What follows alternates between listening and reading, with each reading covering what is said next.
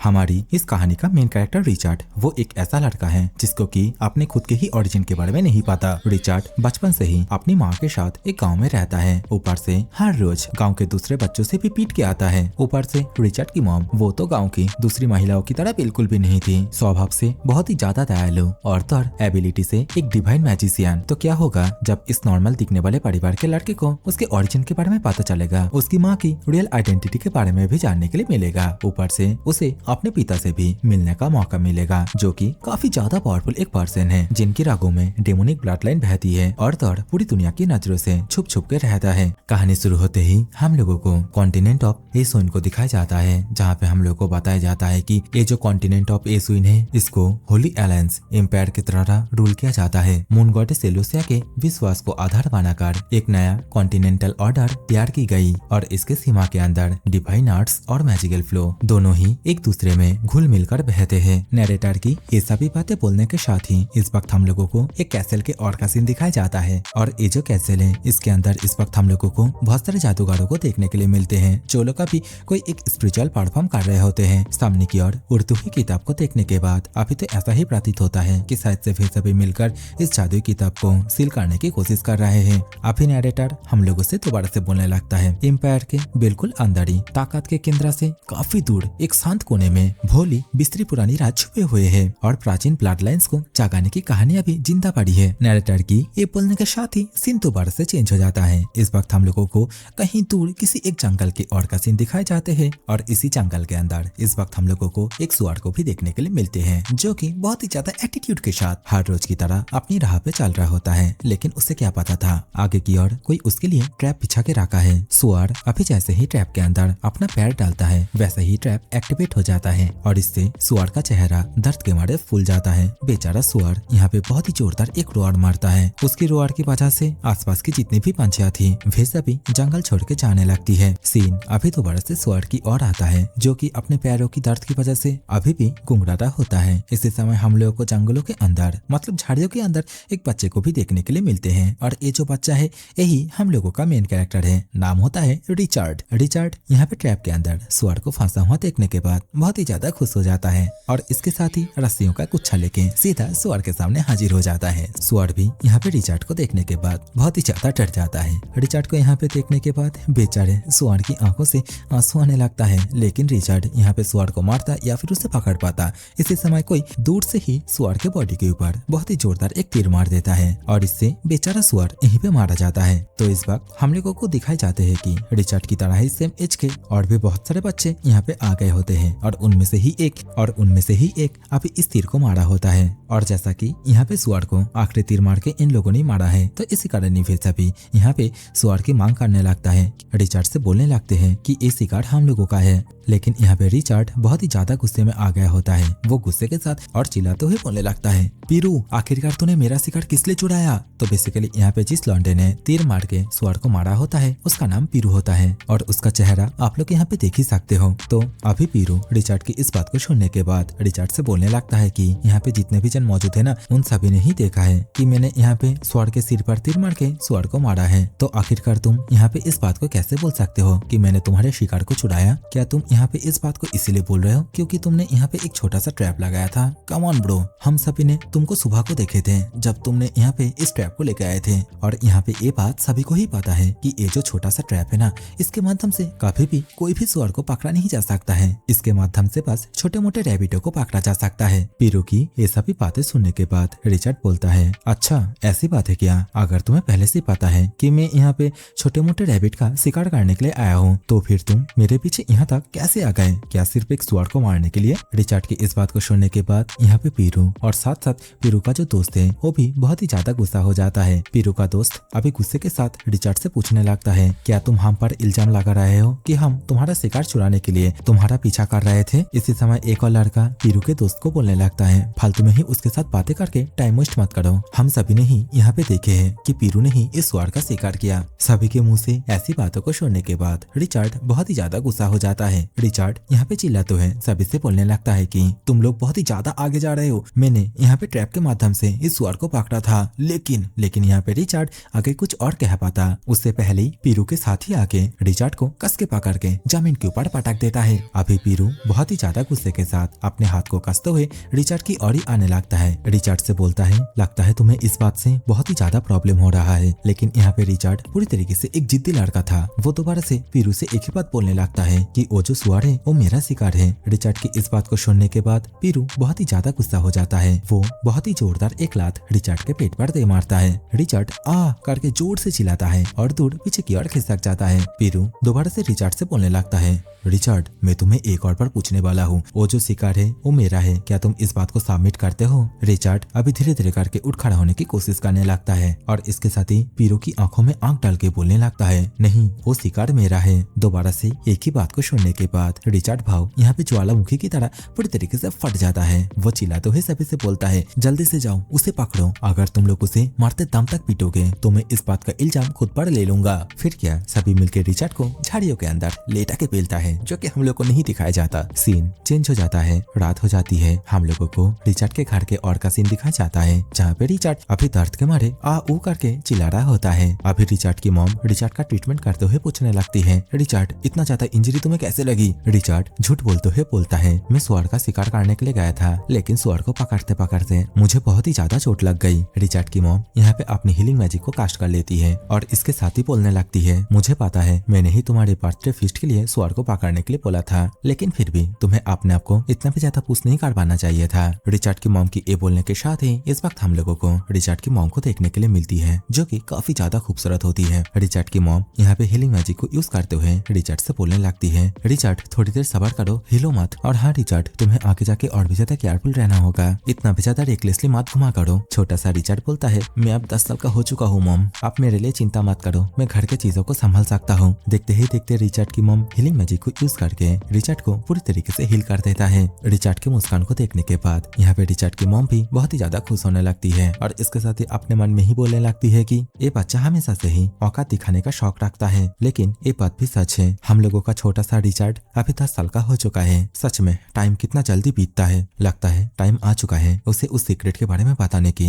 और वो सीक्रेट है एक स्पेशल रिचुअल। रिचर्ड की मॉम अपने मन में इन सभी बातों को सोचने के साथ ही अभी रिचर्ड से अचानक से पूछने लगती है, रिचर्ड तुम भी मेरी तरह डिवाइन आर्ट को यूज करना चाहते थे, है ना? मॉम की बात को सुनने के बाद रिचर्ड हैरान हो जाता है। रिचर्ड की मॉम दोबारा से बोलती है, चलो आज मैं तुम्हें सिखाने वाली हूँ आखिरकार डिवाइन आर्ट कैसे यूज किया जाता है। रिचर्ड का होश इस बात को सुनने के बाद पूरी तरीके से उड़ जाता है। वो इस वक्त अपनी मॉम से एक ही बात पूछता है, क्या सच में आप मुझे डिवाइन आर्ट सिखाने वाली है? ऑफ कोर्स मैं तुम्हें झूठ क्यों बोलूंगी, और मेरी तरफ से तुम्हारे 10th बर्थडे का एक गिफ्ट ही समझो, रिचर्ड की मॉम बोलती है। रिचर्ड और भी ज्यादा एक्साइटेड हो जाता है, बहुत ही ज्यादा जोश के साथ, और उछलते हुए बोलने लगता है कि ये तो ऑसम है, मैं सीखना चाहता हूँ डिवाइन आर्ट को। रिचर्ड इस वक्त अपने मन में ही पीरू को याद करते हुए बोलने लगता है, अगर मैं डिवाइन आर्ट को सीख जाता हूँ तो मैं आसानी से किसी से भी बुली नहीं होऊंगा। रिचर्ड की इन सभी चिंताधाराओं को तोड़ते हुए रिचर्ड की मॉम रिचर्ड से बोलने लगती है, रिचर्ड उतना भी ज्यादा एक्साइटेड मत हो, क्योंकि डिवाइन आर्ट को सीखना ये कोई सिंपल मैटर नहीं है। एसुइन के कॉन्टिनेंट पर कोई भी डिवाइन आर्ट को यूज नहीं कर सकता। चार्ज इनकी इनहेरिटेंस पर सख्त निगरानी रखता है, और इन सभी चीजों का मकसद ये है कि शैडो और डीमन जैसे जितनी भी बुरी ताकतें हैं उन सभी को टैबू घोषित किया जाए और बुरी शक्तियों को इस दुनिया को नुकसान पहुंचाने से रोका जाए। इसी वजह से मैंने तुम्हें अब तक ये सब नहीं सिखाया, और अभी तक तुम्हें डिवाइन आर्ट्स को ना सिखाने का बस 2 ही कारण था। उनमें से एक था कि मैं तुम्हें खतरे में नहीं डालना चाहती थी, और दूसरी डिवाइन आर्ट्स को इस्तेमाल करने के लिए एक जरूरी शर्त होती है। शर्त? कैसा शर्त? रिचर्ड एक्साइटेड होते हुए पूछता है। रिचर्ड की मॉम बोलती है, तुम्हें अगर किसी भी डिवाइन आर्ट को सीखना है उससे पहले तुम्हें एंशिएंट लैंग्वेज को समझनी पड़ेगी, और इसके साथ ही एलुसिया की नजरों में कबूल किया गया कोई बनना होगा। रिचर्ड परेशान हो जाता है और पूछता है अपनी मॉम से, एंशिएंट लैंग्वेज? तो इस समय रिचर्ड की मॉम रिचर्ड से बोलने लगती है कि तो रिचर्ड अभी तुम्हें तो ये बात समझ में आ ही गया होगा, तुम डिवाइन आर्ट को ऐसे ही आसानी के साथ नहीं सीख सकते, और एंशिएंट लैंग्वेज ये वो बैरियर है जो डिवाइन आर्ट्स की शक्तियों को बुरी ताकतों से गंदा होने से बचाने के लिए लगाया गया है। रिचर्ड की मॉम अभी तो फुस करके एंशिएंट लैंग्वेज में भी कुछ बोलती है, जिसका की ट्रांसलेशन आर्थर यहाँ पे करके रखा है, और मतलब होता है शक्ति सिर्फ बाकी ताकतवर लोगों को नहीं मिलती है। रिचर्ड की मॉम अभी रिचर्ड से दोबारा से बोलने लगती है कि मुझे पता है अभी तुम इसे पूरी तरह समझ नहीं पाओगे, तो एज योर बर्थडे गिफ्ट आज से ही मैं तुम्हें हर एक चीज को सिखाना चालू कर दूंगी। रिचर्ड की मॉम ये सभी बातें बोली रही थी। इसी समय रिचर्ड फुस करके एंशिएंट लैंग्वेज में कुछ बोल देता है, जिसको कि सुनने के बाद रिचर्ड की मॉम यहाँ पे बहुत ही ज्यादा हैरान हो जाती है। नरेटर अभी दोबारा से ये जो फुस है इसे ट्रांसलेशन कर देता है। तो यहाँ पे रिचर्ड बोला होता है कि ताकतवर इंसान के पास अकल और समझ भी होनी चाहिए। रिचर्ड की मॉम यहाँ पे हैरान परेशान हो जाती है और इसके साथ ही रिचर्ड से पूछने लगती है, रिचर्ड आखिरकार तुम इसे कैसे, और बताओ किसने सिखाई तुम्हें एंशिएंट लैंग्वेज। रिचर्ड यहाँ पे अपना भोला भला शक्ल के साथ बोलने लगता है, मैंने तो इसे एक किताब में देखा था। रिचर्ड की ये बोलने के साथ ही सीन दोबारा से चेंज हो जाता है। इस वक्त हम लोगों को इसी घर के ऊपर के मतलब फ्लोर के ऊपर के सीन को दिखाया जाता है और यहाँ पे रिचर्ड की मॉम को भी 2-3 कैंडलों को जलाते हुए भी दिखाई जाती है। रिचर्ड अभी उसकी मॉम को उस जगह पे लेके आता है जहाँ पे उसे वो किताब मिला था और जिससे कि वो एंशिएंट लैंग्वेज को सीखा है। रिचर्ड की मॉम अभी रिचर्ड से बस एक ही बात पूछती है, क्या तुम सच में ही इन सभी किताबों को समझ सकते हो? तो रिचर्ड बोलता है, इस किताब को छोड़ के घर के अंदर और जितने भी किताबें हैं उन सभी किताबों को मैंने पढ़ लिया है। रिचर्ड की इस बात को सुनने के बाद अभी रिचर्ड की मॉम रिचर्ड से हंसते हुए बोलने लगती है कि लगता है ये पहले से ही किस्मत में लिखी हुई एक एनलाइटमेंट थी और वो जो किताब है ये असल में तुम्हारे 10th बर्थडे को मनाने के लिए रखा गया था रिचर्ड। बेसिकली ये तुम्हारे लिए एक तोहफा था, उस खास रिचुअल के लिए एक तोहफा। इस बात को सुनने के बाद रिचर्ड थोड़ा सा परेशान होते हुए अपनी मॉम से बोलने लगता है, अरे यार मैं सोच रहा था कुछ और ज्यादा इंटरेस्टिंग होगा। रिचर्ड की मॉम बोलती है, रिचर्ड ये जो किताब है ये मून गॉडेस एलुसिया का होली स्क्रिप्चर है और इसके अंदर मून गॉडेस की यूनिक डिवाइन आर्ट्स के 7 स्टोरीज स्टोर है और जो एंशिएंट लैंग्वेज तुमने अभी बोली वो इसी किताब से आती है। अपनी माँ की इस बात को सुनने के बाद इस समय रिचर्ड अपना शक्ल बनाते हुए बोलने लगता है, असल में इस जगह की बाकी सारी किताबें मैं पहले ही पढ़ चुका हूँ, बस हाल ही में इस वाली किताब के कुछ हिस्सों को मैं समझ पाना शुरू कर पाया हूँ। तो इस समय रिचर्ड की मॉम थोड़ा सा प्राउड फील करते हुए रिचर्ड से बोलने लगती है कि इस किताब के अल्फाज हर कोई समझ नहीं सकता। इस किताब को समझने और इसका इस्तेमाल करने के लायक होते हैं सिर्फ वही लोग जिनको की गॉडेस ने खुद एक्नॉलेज दी हो। और ये बात तो मैंने खुद भी नहीं सोची थी कि तुम्हें एलुसिया ने पहले ही चुन लिया है। आंटी जी ये सभी बातें बोलने के साथ ही अभी आखिरी बार के लिए दोबारा से रिचर्ड से पूछने लगती है, रिचर्ड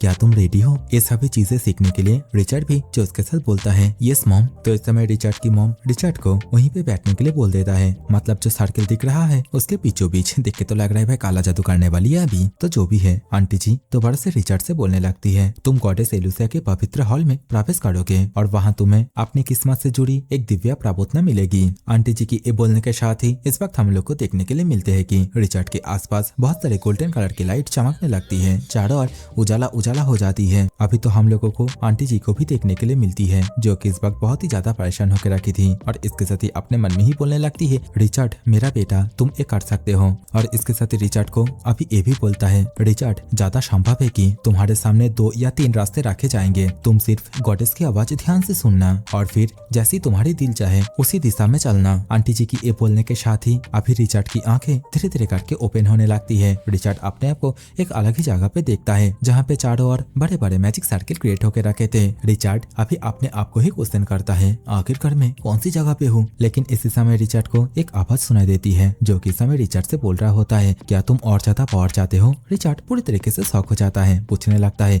हे कौन हो तुम? तो इस समय वो आवाज दोबारा से बोलने लगता है कि मैं कौन हूँ ये जानना उतना भी ज्यादा जरूरी नहीं है, शायद तुम मुझे अपने दिल के अंदर छुपी हुई दूसरी आधी ताकत समझ सकते हो। आवाज की ये बोलने के साथ ही इस वक्त हम लोग को देखने के लिए मिलते हैं कि बहुत सारे स्टैचू रिचर्ड के चारीधार प्रकट होने लगते हैं। अचानक से हुई इन सभी चीजों को देखने के बाद रिचर्ड भी बहुत ही ज्यादा शॉक हो जाता है। वो इस वक्त बोलने लगता है, क्या ये सारी चीजें वही है जिसके बारे में मॉम बोल रही थी? तो बेसिकली यहाँ पे देखते ही देखते पूरे 6 स्टैचू आ जाते हैं और यहाँ पे हर एक स्टैचू अलग अलग पावरों का सिंबल होता है। जैसा कि ये जो स्टैचू है ये डिवाइन आर्ट स्टैचू एनलाइटमेंट होता है और ये जो स्टैचू है ये डिवाइन आर्ट स्टैचू हीलिंग होता है। ऐसे ही sanction, silver moon, armament, judgment and forsake नाम के और 4 डिवाइन स्टैचू होते हैं। अभी इन सभी 6 स्टैचू के अंदर रिचर्ड को किसी एक को चूज करने के लिए बोला जाता है, लेकिन यहाँ पे रिचर्ड बहुत ही ज्यादा परेशान होने लगता है क्योंकि उसे ये नहीं पता कि आखिरकार उसे क्या चूज करना है और कौन सा स्टैचू मतलब कौन सी पावर उसके लिए एकदम सही रहेगा। रिचर्ड परेशान होता हुआ अभी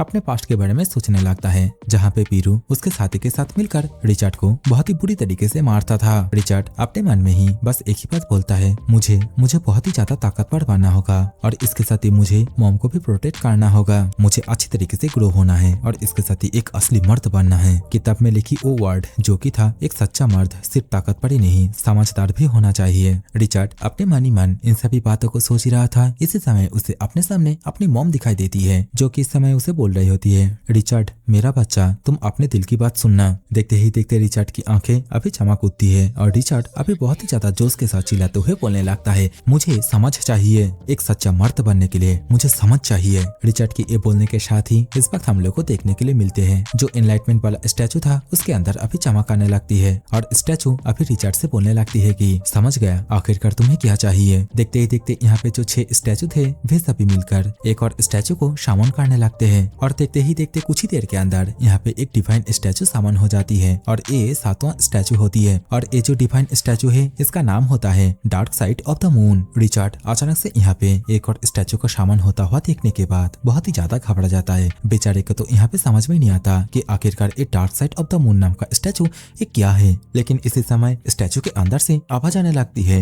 दुनिया का नियम है, हर हासिल चीज की एक कीमत होती है, तो अगर अचानक से मिलने वाली शक्ति चाहिए तो उसकी कीमत क्या चुकानी पड़ेगी। स्टैचू के ये बोलने के साथ ही इस वक्त हम लोग को रिचर्ड को रियल लाइफ में देखने के लिए मिलते हैं जहाँ पे वो चुपचाप एक ही जगह पे बैठा हुआ था। लेकिन इस समय रिचर्ड की मॉम इस चीज को देखने के बाद बहुत ही ज्यादा परेशान होने लगती है। वो इस वक्त धीरे धीरे करके रिचर्ड के पास जाती है और इसके साथ ही जैसे ही रिचर्ड को टच करने की कोशिश करती है वैसे ही वो किसी एक चीज को देखने के बाद बहुत ही ज्यादा घबरा जाती है। और यहाँ पे कैमरा एंगल जैसे ही रिचर्ड की ओर जाता है वैसे ही हम लोग को देखने के लिए मिलता है कि रिचर्ड तो यहाँ पे किसी एक डीमन की तरह बन गया होता है। और रिचर्ड की इस हालत को देखने के बाद घबराते हुए रिचर्ड की मॉम बोलती है, एक शैडो क्रीचर। सीन दोबारा से चेंज हो जाता है। इस वक्त हम लोग को रिचर्ड को जादुई दुनिया के अंदर एक ऐसी जगह पे देखने के लिए मिलते हैं जहाँ पे उसके सामने चमकती हुई चंद्रमा होती है। रिचर्ड को इसी समय धीरे धीरे करके सुनाई देती है कि उसकी मॉम उसे रिचर्ड रिचर्ड कह के जगाने की कोशिश कर रही है। तो इस समय रिचर्ड अचानक से जाग उठता है और इसी के साथ ही सीन दोबारा से प्रेजेंट में जाता है जहाँ पे इस समय रिचर्ड किसी एक शैडो क्रीचर की तरह बन गया होता है और इसके साथ ही अपनी मॉम के ऊपर ही अटैक करने के लिए कूद पड़ता है। यहाँ पे आंटी जी किसी भी तरह अपनी जगह से हटके अपने आप को बचा लेती है और इसके साथ ही रिचर्ड की ओर देखते हुए अपने आप से ही बोलने लगती है, ये सब कैसे हो गया। एलुसिया की एनलाइटमेंट में ये सब कुछ अपनी आंखों से देखना यकीन ही नहीं हो रहा है। आंटी जी इस वक्त अपने मन में ही रिचर्ड ने जो सब कुछ बातें बोली थी उन सभी बातों को ही याद करने लगती है और इसके साथ ही अपने मन में ही बोलने लगती है, क्या हो सकता है ये सब एलुसिया की तरफ से ना हो बल्कि किसी और ही जगह से आ रहा हो। इतना सोचने के साथ ही अभी आंटी जी भी रिचर्ड के ऊपर चार्ज करने के लिए रेडी हो जाती है। आंटी जी इस वक्त बहुत ही जोरदार छलांग के साथ रिचर्ड के सामने प्रकट हो जाती है और इसके साथ ही अपना जो मैजिक है डिवाइन आर्ट फॉर्सेक उसे यूज कर देती है। देखते ही देखते चारों ओर लाइट ग्रीन कलर का जो माना है इधर उधर बिखरने लगता है। लेकिन इस समय रिचर्ड के शैडो फॉर्म को इससे बहुत ही ज्यादा तकलीफ होने लगता है। वो इस समय जोर जोर से चिल्ला रहा होता है। सीन दोबारा से चेंज हो जाता है। इस वक्त हम लोग को उसी जादुई दुनिया के और का सीन दिखाया जाता है जहाँ पे हम लोग को ये देखने के लिए मिलता है जो ब्लैक मैजिक है, मतलब जो ब्लैक डार्क माना है वो धीरे धीरे करके इस जगह को पूरी तरीके से अपने लपेट में ले रहा है। और आंटी जी जो कि अपनी स्पिरिट फॉर्म में यहाँ पे आ गई होती है वो इस चीज को देखने के बाद बस एक ही बात बोलती है, क्या सच में ही ये कोई शैडो क्रिएचर है। आंटी जी की ये बोलने के साथ ही इस वक्त हम लोग को रिचर्ड को भी देखने के लिए मिलता है जो कि अभी भी उसी दुनिया के अंदर पूरी तरीके से बेहोशी की हालत में पड़ा हुआ था। आंटी जी रिचर्ड को बार बार जगाने की कोशिश कर रहा होता है लेकिन जैसा कि आंटी जी ने यहाँ पे अपनी स्पिरिट फॉर्म को यूज करी थी इसी कारण आंटी जी के सिर पे बहुत ही ज्यादा दर्द चालू हो जाता है। लेकिन चाहे तकलीफें कितनी भी हो आंटी जी यहाँ पे अपने बेटे को बचाने के लिए अपने मैजिक को मैक्सिमम लेवल तक यूज करती है। देखते ही देखते माहौल पूरी तरीके से शांत हो जाता है। रिचर्ड जो कि इस समय एक कोने में चुपचाप नीलान होकर बैठा हुआ था लेकिन वो यहाँ पे अभी भी पूरी तरीके से ठीक नहीं हुआ था। रिचर्ड की मॉम रिचर्ड को देखते हुए अपने मन में ही परेशान होते हुए बोलने लगती है कि इसमें कोई शक नहीं है वो कियोटिक क्रिएचर पहले ही मून गॉडेस के डोमेन को गंदा कर चुका है। जादुई दुनिया के बीचों बीच जो प्लैनेट्स है जहाँ अनगिनत शैडो रेसेस अलग अलग प्लैनेट्स के बीच भागती रहती है और ये बुरी शक्तियाँ लगातार अपनी एरिया फैला रही है और जिस भी जगह पे पहुँचती है उस जगह को पूरी तरीके से करप्ट कर देती है। और बदकिस्मती से ये ताकत बहुत पहले ही हम लोगों के एशियन कॉन्टिनेंट तक पहुँच चुके थे। ये ताकत जिंदा प्राणी के जीवन ऊर्जा को ही अपना खाना बना लेता है और उनके लिए माना सबसे लाजीज खाना होता है। जादू टोना और बहकावे के जरिए ये उन लोगों के दिमाग को बिगाड़ देता है जिनके पास पहले से ही माना होता है और जो डिवाइन आर्ट्स पर विश्वास करते थे और क्या फिर धीरे धीरे उनको पतन की राह पर धकेल देता है और इन्हीं सभी लोगों के जरिए जो इविल एनर्जी है उसको फैलाने का जरिया बना देते हैं। आंटी जी यहाँ पे बहुत ही ज्यादा परेशान हो चुकी थी। आंटी जी को देख के तो यही लग रहा होता है कि शायद से आंटी जी यहाँ पे कोई सख्त कदम को उठाने वाली है। तो यार गाइस यहाँ पे कहानी के बीच में मैं टोकना नहीं चाहता लेकिन फिर भी बोल देता हूँ। आप लोग सोच रहे होंगे ये कौन सा सी है भाई जो सिर्फ आंटी जी बोल रहा है। तो देखो सीन ऐसा है 2-3 एपिसोड के बाद आंटी जी टपकने वाली है, मतलब किसी एक कारण के कारण रिचर्ड की मॉम मारा जाने वाली है। तो इसी कारण ही मैं शुरुआत से ही थोड़ा प्यार दिखा रहा हूँ। तो कहानी में वापस आते हैं। आंटी जी इस वक्त हम लोगों से बताने लगती है कि कॉन्टिनेंट ऑफ एशियन के अंदर जब इविल एनर्जी आई तब हाई प्रीस्ट और इसके साथ ही वॉरियर दोनों ही नाकाम रहे। खून से धरती लाल हो गई और पूरी सभ्यता का अंत आ गया। फिर नया एरा आने के बाद ही होली अलायंस और मून गॉडेस की मिलजुल कर की गई कोशिशों से इंसान इविल एनर्जी का डटकर मुकाबला किया और आखिर में कॉन्टिनेंट में जितने भी इविल एनर्जी थे उन सभी को पीछे धकेला दिया। लेकिन इतने सालों बाद भी मैंने कभी नहीं सोची थी कि एलुसिया तक को भी गंदा कर दिया जाएगा। अब मुझे डर है कि रिचर्ड को उन शैडो एनर्जी ने निशाना बना लिया है। वो उनके लिए अगले हमले का एक कोऑर्डिनेट और एंकर पॉइंट बन चुका है। ऐसी सिचुएशन में रिचर्ड के लिए सिर्फ 2 ही पॉसिबिलिटी बाहर आती है, या तो भयानक शक्तियों के टकराव में ही पूरी तरह तबाह हो जाना, या फिर सबसे ताकतवर शैडो क्रिएचर उस पर कब्जा कर लेगा और वो हमेशा के लिए अपने ही जिस्म पर से कंट्रोल खो देगा। रिचर्ड की मॉम अभी ये भी सोचने लगती है, क्या ये एलुसिया की तरह दिया गया कोई पनिशमेंट है? अगर मैं अभी भी एलुसिया की हाई प्रीस्ट होती तो शायद से ये एनलाइटमेंट कभी बिगड़ते ही नहीं। ये सभी बातें सोचते हुए रिचर्ड की मॉम अभी दौड़ते हुए नीचे की ओर आती है और इसके साथ ही आसपास कुछ ढूंढने की कोशिश करने लगती है। बोलने लगती है, नहीं, मैं ये होने नहीं दे सकती। मेरे ही लापरवाही की वजह से रिचर्ड इस खतरे में पड़ा है, लेकिन आखिरकार वो चीज है कहाँ? मैंने तो उसे यही रखा था। ये सभी बातें बोलते हुए रिचर्ड की मॉम अभी जैसे ही ड्रॉयर को ओपन करती है वैसे ही उन्हें वो चीज मिल जाता है और यहाँ पे चीज मतलब एक लेटर से होती है। और यहाँ पे रिचर्ड की मॉम जल्दी जल्दी से लेटर को ओपन करती है और इसके साथ ही उसके अंदर कुछ लिखने लगती है। बोलने लगती है कि जो पर्सन पहले एल्वेन रॉयल कोर्ट को डिस्ट्रॉय कर सकता है वो इस शैडो क्रिएचर के साथ भी शायद से डील कर सकता है। आंटी जी की ये बोलने के साथ ही इस वक्त हम लोग को देखने के लिए मिलते हैं कि वो जो लेटर है वो अभी किसी ग्लोइंग ऑरा की तरह खिड़की से सीधा बाहर की ओर जाने लगती है। आंटी जी इस वक्त हम लोगों को 11 साल पहले किया हुआ था उसके बारे में बोलने लगती है। सीन चेंज होके अभी सीधा 11 ईयर्स पहले के सीन को दिखाए जाते हैं, जहाँ पे इस वक्त हम लोग को पहली बार रिचर्ड के पिता के साथ इंट्रोड्यूस होने के लिए मिलते हैं। मतलब शकल तो नहीं दिखाया जाता, लेकिन अभी रिचर्ड के पिता रिचर्ड की मॉम से कहने लगते हैं कि एलेनी, हो सकता है ये जगह पहले से ज्यादा सुरक्षित है, लेकिन हम लोग के पास उतना भी ज्यादा टाइम नहीं है। जल्दी से तुम यहाँ से चली जाओ, मैं इस प्रेशर को खुद ही हैंडल कर लूंगा। तुम्हें किसी भी तरह जिंदा रहना ही होगा। लेकिन इस समय रिचर्ड की मॉम, जो कि बिल्कुल भी नहीं मानती, वो इस वक्त रोते हुए रिचर्ड के पिता से कहने लगती है कि नहीं, मैं यहाँ पे तुम्हें छोड़ के नहीं जाऊंगी। तो इस समय रिचर्ड के पिता रिचर्ड की मॉम को गले लगाते हुए कहने लगता है कि तुम समझ क्यों नहीं रहे हो? यहाँ पे बिल्कुल भी टाइम नहीं बचा, तुम जल्दी से बच्चे को लो और यहाँ से भाग जाओ। फादर तो अभी ये भी कहने लगते हैं, he is a man of future, एक फ्यूचर चाइल्ड जो कि अकोमुंडे फैमिली का वंशज है, जिसकी रागों में डेमोनिक ब्लड लाइन बहती है। मुझे आशा है एक दिन तुम उसे मेरा नाम गोटोन अकोमुंडे उसको एज ए फादर बता पाओगी और उसको एक अच्छे इंसान की तरह पालन पोषण करना। रिचर्ड के फादर की ये बोलने के साथ ही सीन दोबारा से प्रेजेंट में आता है। आंटी जी इस वक्त अपने हाथ में एक मैजिक बॉल को परफॉर्म करते हुए अपने मन में ही कहने लगती है कि गोटोन, मैं बच्चे को लेकर 10 साल तक सेकुलेशन के अंदर बिताई। यहाँ पे मैंने ये कभी सोची नहीं थी कि तुम इस तरीके से अपने बच्चे से मिलोगे, लेकिन जो भी हो अभी रिचर्ड को तुम्हारी जरूरत है। आंटी जी अपने मन में इतना कहने के साथ ही इस वक्त किसी एक फॉरबिडन स्पेल को एक्टिवेट कर लेती है, जिसके कारण यहाँ पे बहुत ही तेज लाइट बीम चमक उठती है और यहाँ पे लाइट इतना ज्यादा होती है कि खिड़की से भी लाइट बीम बाहर की ओर रिलीज हो रही होती है। इस सीन के साथ ही इस वक्त हम लोग को कुछ देर बाद का सीन दिखाए जाते हैं, जहाँ पे इस समय रिचर्ड धीरे धीरे करके होश में आ रहा होता है। आंटी जी रिचर्ड से पूछती है, क्या तुम जाग गए? रिचर्ड अपने सिर को पकड़ते हुए आंटी जी से कहने लगता है कि मॉम, मेरा सिर इतना ज्यादा दर्द क्यों हो रहा है? आखिरकार यहाँ पे क्या हुआ था? मुझे थोड़ा थोड़ा याद आ रहा है, मैंने फुल मून को देखा था। रिचर्ड इन सभी बातों को बोलते हुए अभी जैसे ही अपनी मॉम की ओर देखता है वैसे ही वो बहुत ही ज्यादा हैरान हो जाता है। तो इस वक्त हम लोग को देखने के लिए मिलते हैं कि रिचर्ड की मॉम मतलब आंटी जी वो कोई ह्यूमन नहीं है। मतलब यहाँ पे आंटी जी एक एल्फ होती है। रिचर्ड की मॉम अभी रिचर्ड से कहने लगती है कि मेरा बेटा, इतना ज्यादा सरप्राइज होने की कोई भी जरूरत नहीं है। तुम अभी जैसा देख रहे हो यही तुम्हारी माँ की रियल आइडेंटिटी है। आंटी जी की ये बोलने के साथ ही कुछ देर बाद का सीन दिखाए जाते हैं, जहाँ पे इस वक्त रिचर्ड अपनी माँ से हर एक चीजों को डिटेल्स में बोल रही होती है कि किस तरीके से उसने वहाँ पे समाज को चुना और समाज को चुनने के साथ ही किस तरीके से वहाँ पे जो सेवेंथ स्टैचू है वो अपेयर हुई और इसके साथ ही वो किस तरीके से एक अलग ही डायमेंशन में चला गया, जहाँ पे चारीधार कोई भी नॉइस नहीं था।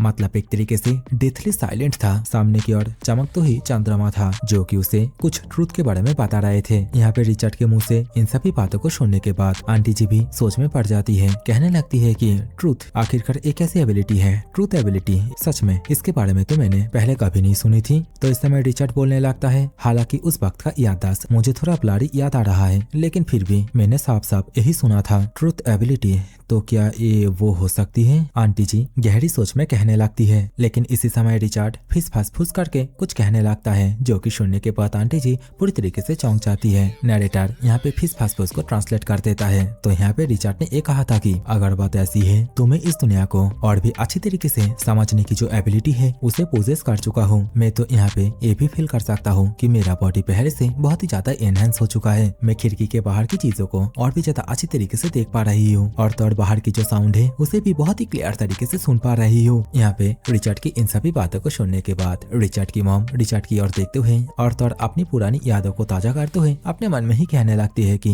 ये लड़का आकोमुंदे फैमिली का फ्यूचर मैन है, वो भी डेमोनिक ब्लड लाइन के साथ। इतना सोचने के साथ ही इस समय आंटी जी रिचर्ड से कहने लगती है कि रिचर्ड फालतू में ही और वो सभी चीजें सोच के परेशान मत हो। मेरे लिए तो ये बहुत ही बड़ी बात है कि तुम सेफली ही उस जगह से रिटर्न आ चुके हो। लेकिन रिचर्ड, मैं यहाँ पे तुम्हें कुछ बताना चाहती हूँ। रिचर्ड, जैसा कि तुम अभी 10 साल का हो चुके हो तो मुझे लगता है तुम्हारे पास ये अधिकार है सब कुछ जानने की। आंटी जी की मुंह से अचानक से ऐसा भी बातें सुनने के बाद रिचर्ड फ्रैंकली ही कहने लगता है कि रुको मॉम, क्या आप मुझे एक और तोहफा देने के बारे में सोच रही है? तो रिचर्ड की मॉम कहने लगती है कि ये तुम्हारे फादर के बारे में। रिचर्ड, क्या तुम अपने फादर से नहीं मिलना चाहते? इस बात को सुनने के बाद रिचर्ड पूरी तरीके से स्टंट रह जाता है। उसे समझ में नहीं आता कि अचानक से उसकी मॉम ऐसी बातें क्यों बोल रही है, क्योंकि रिचर्ड की मॉम हमेशा से रिचर्ड को झूठी बातें ही बोलते हुए आ रही थी उसके फादर के बारे में कि उसका फादर 10 साल पहले ही मारा जा चुके हैं। रिचर्ड की मॉम अभी रिचर्ड से माफी मांगने लगती है, कहने लगती है कि मुझे माफ कर देना रिचर्ड, मैं हमेशा से ही तुम्हें इस बात को बोलते हुए आ रही थी कि तुम्हारे फादर मारा जा चुके हैं, लेकिन ऐसा नहीं है बेटा। प्लीज रिचर्ड, तुम अपनी माँ को माफ कर देना। और जैसा कि अभी यहाँ पे बहुत कुछ हो चुका है, इसीलिए हमें एक कदम उठाना पड़ा। जब तक तुम तैयार हो मुझे लगता है तुम उन्हें जल्दी ही देख पाओगे, और मुझे लगता है उन्होंने जिन लोगों को यहाँ पे भेजा है वे लोग जल्दी ही यहाँ पे पहुँचने वाले है। अपनी माँ की इन सभी बातों को सुनने के बाद रिचर्ड थोड़ा सा परेशान होते हुए अपनी माँ से पूछने लगता है कि मॉम, क्या आप भी फादर से मिलना चाहती है? अगर आप सच में ही फादर से मिलना चाहती है तो मुझे भी इस बात से कोई भी आपत्ति नहीं है। रिचर्ड की इस बात को सुनने के बाद आंटी जी बहुत ही ज्यादा भावुक हो जाती है, जल्दी से जाके रिचर्ड को गले लगा लेती है और अपनी माँ की इतना ज्यादा परवाह करने के लिए थैंक यू भी बोलने लगती है। लेकिन इस वक्त आंटी जी अपने मन में ही कुछ अलग ही बात सोचने लगती है, कहने लगती है कि बिल्कुल उस तरह जैसे उस वक्त गोटुन के साथ हुआ था, मुझे तुम्हारी रक्षा करने के लिए जो समय बचा है वो धीरे धीरे समाप्त हो रहा है। और यहाँ पे आंटी जी की ये बात सोचने की कुछ तो कारण होगी, कहानी में कुछ तो ट्विस्ट है जो कि शायद से हम लोग को आने वाले एपिसोडों में पता चलेगा। सो देखते रहिए। अभी सीन चेंज हो जाता है, 4-5 दिनों के बाद का सीन दिखाई जाते हैं। यहाँ पे सभी लोग अपने अपने खेतों में काम कर ही रहे थे। इसी समय यहाँ पे बहुत सारे लोग घोड़ सवार होके आ जाते हैं और इन लोगों को देखने के बाद काम करने वाले लोग आपस में ही बातें करने लगते हैं कि ये लोग कौन है और गाँव के एंट्रेंस में क्या कर रहे हैं। लेकिन इनमें से अभी एक पर्सन जैसे ही उन लोगों को अच्छी तरीके से देखता है वैसे ही उसका होश पूरी तरीके से गायब हो जाता है, क्योंकि इस वक्त हम लोग को देखने के लिए मिलते हैं घोड़ सवार होकर जितने भी लोग यहाँ पे आए थे वे सभी ना कोई मार्चेंट है ना कोई आम लोग। वे लोग तो बहुत ही खतरनाक दिखने वाले नाइट होते हैं। इन सभी नाइटों के अंदर से जो कैप्टन है वो अभी घोड़ सवार होकर खेत के अंदर आता है और इसके साथ ही लूफी की तरह टोपी पहने हुई एक आदमी से कहने लगता है कि होय, मुझे कुछ क्वेश्चनों का आंसर चाहिए तो साफ साफ उत्तर देना। हाँ हाँ हुजूर, जरूर, पर्सन डरते हुए बोलता है। तो नाइट इस वक्त उसकी टोपी के ऊपर अपने तलवार से अटैक करते हुए नीचे की ओर गिरा देता है और इसके साथ ही बहुत ही ज्यादा डर अपनी तरीके से उससे पूछने लगता है, तो बताओ इस गांव के अंदर एलेनी कहाँ रहती है? वह पर्सन जो कि इस वक्त पूरी तरीके से डर चुका था वह कहने लगता है कि एलेनी आखिरकार ये कौन है और ये नाम मैंने कभी नहीं सुना, मुझे नहीं पता वो कहाँ रहती है। आसपास और जितने भी लोग काम कर रहे थे वे लोग भी अभी यही बात बोलने लगते हैं, एलेनी, इस नाम को हमने पहले कभी नहीं सुना और हमारे इस छोटे से गाँव में इस नाम का कोई रहती भी नहीं है। इन लोगों की ऐसी बातों को सुनने के बाद कैप्टन के पीछे एक और नाइट आता है। वो इस वक्त कैप्टन से कहने लगता है कि कैप्टन, ये तो असंभव है। इस रिक्वेस्ट के लिए जो डायरेक्टिव था वो निश्चित रूप से ही इसी गांव की दिशा की ओर ही संकेत कर रहा था और डायरेक्टिव वो तो कभी गलत हो ही नहीं सकता। नाइट की इस बात को सुनने के बाद कैप्टन यहाँ पे थोड़ी देर के लिए सोचता है और इसके साथ ही यहाँ पे जितने भी गाँव वाले थे उन सभी से कहने लगता है कि अगर बात ऐसी है और अगर तुम लोगों को यहाँ पे एलेनी के बारे में पता ही नहीं है तो मुझे लगता है हम लोगों को इस गाँव को पूरी तरीके से खत्म कर देना होगा। और इसके साथ ही कैप्टन जितने भी नाइट थे उन सभी को भी ऑर्डर दे देता है एलेनी को इस गाँव के अंदर अच्छी तरीके से ढूंढने के लिए। लेकिन यहाँ पे कैप्टन इस गाँव का और ज्यादा बुरा हाल करता उससे पहले यहाँ पे रिचर्ड की मॉम मतलब आंटी जी आ जाती है। आंटी जी चिल्लाते हुए नाइट से बोलती है, रुको तुम सभी, मैं यहाँ पे आ चुकी हूँ। आंटी जी को यहाँ पे देखने के बाद गाँव के लोग पूरी तरीके से शॉक हो जाते हैं, कहने लगते हैं क्या इसका नाम एलेनी है? इस वक्त तो हम लोग को वही ब्रेन डेड वाले नाइट को भी देखने के लिए मिलते हैं जो कि इस वक्त आंटी जी के पास जाके कहने लगता है, हे तुम वहीं पे रुको और कोई भी चाल चलने की कोशिश मत करना। तो इस समय कैप्टन उसे साइड की ओर हटा देता है और बोलता है, आगे से उनके साथ डिसरेस्पेक्टफुली बात मत करना। इतना कहने के साथ ही अभी कैप्टन आंटी जी के पास जाता है। आंटी जी के सामने नील डाउन होते हुए कहने लगता है, माय लेडी, हम लोग यहाँ पे आपको लेने के लिए आए हैं। मेरा नाम मॉर डार्ट है और मैं लॉर्ड गोटुन के अंदर काम करने वाला एक नाइट हूँ और हम लोग यहाँ पे उनके आदेश से ही आपको लेने के लिए आए हैं। कैप्टन की ये बोलने के साथ ही इस इस वक्त हम लोग को कुछ देर बाद का सीन दिखाए जाते हैं जहाँ पे इस समय पीरू अपने दोस्तों के साथ रिचर्ड के घर की ओर ही आ रहे होते हैं, क्योंकि यहाँ पे गांव के जितने भी लोग हैं वे सभी आके इकट्ठा होकर रखे थे और गांव वाले यहाँ पे एक कह रहे होते हैं नाइटो का ग्रुप क्या सच में ही उन लोगों के लिए आए हैं, क्या वे लोग कोई छोटे मोटे क्राइम किया है, और वैसे भी हम सभी ने कुछ दिनों से ही उस लेडी को गाँव के अंदर नहीं देखे तो ऐसा हो भी सकता है, और तुम सभी उसका चेहरा तो देखो, रिचर्ड की मॉम वो तो कोई इंसान नहीं है बल्कि एक एल्फ है। यहाँ पे गाँव वाले बहुत ही ज्यादा शौक होते हैं इन सभी बातों को कह रहे होते हैं। अभी तो पीरू भी जैसे ही फिर के अंदर से इन सभी चीजों को देखता है वैसे ही उसका होश पूरी तरीके से गायब हो जाता है। उसको भी इस बात का एहसास कभी नहीं हुआ था कि रिचर्ड की मॉम एक एल्फ है। सीन चेंज होके अभी रिचर्ड की ओर आता है जहाँ पे रिचर्ड की मॉम रिचर्ड को नाइटो के कैप्टन के साथ इंट्रोड्यूस करवाती है।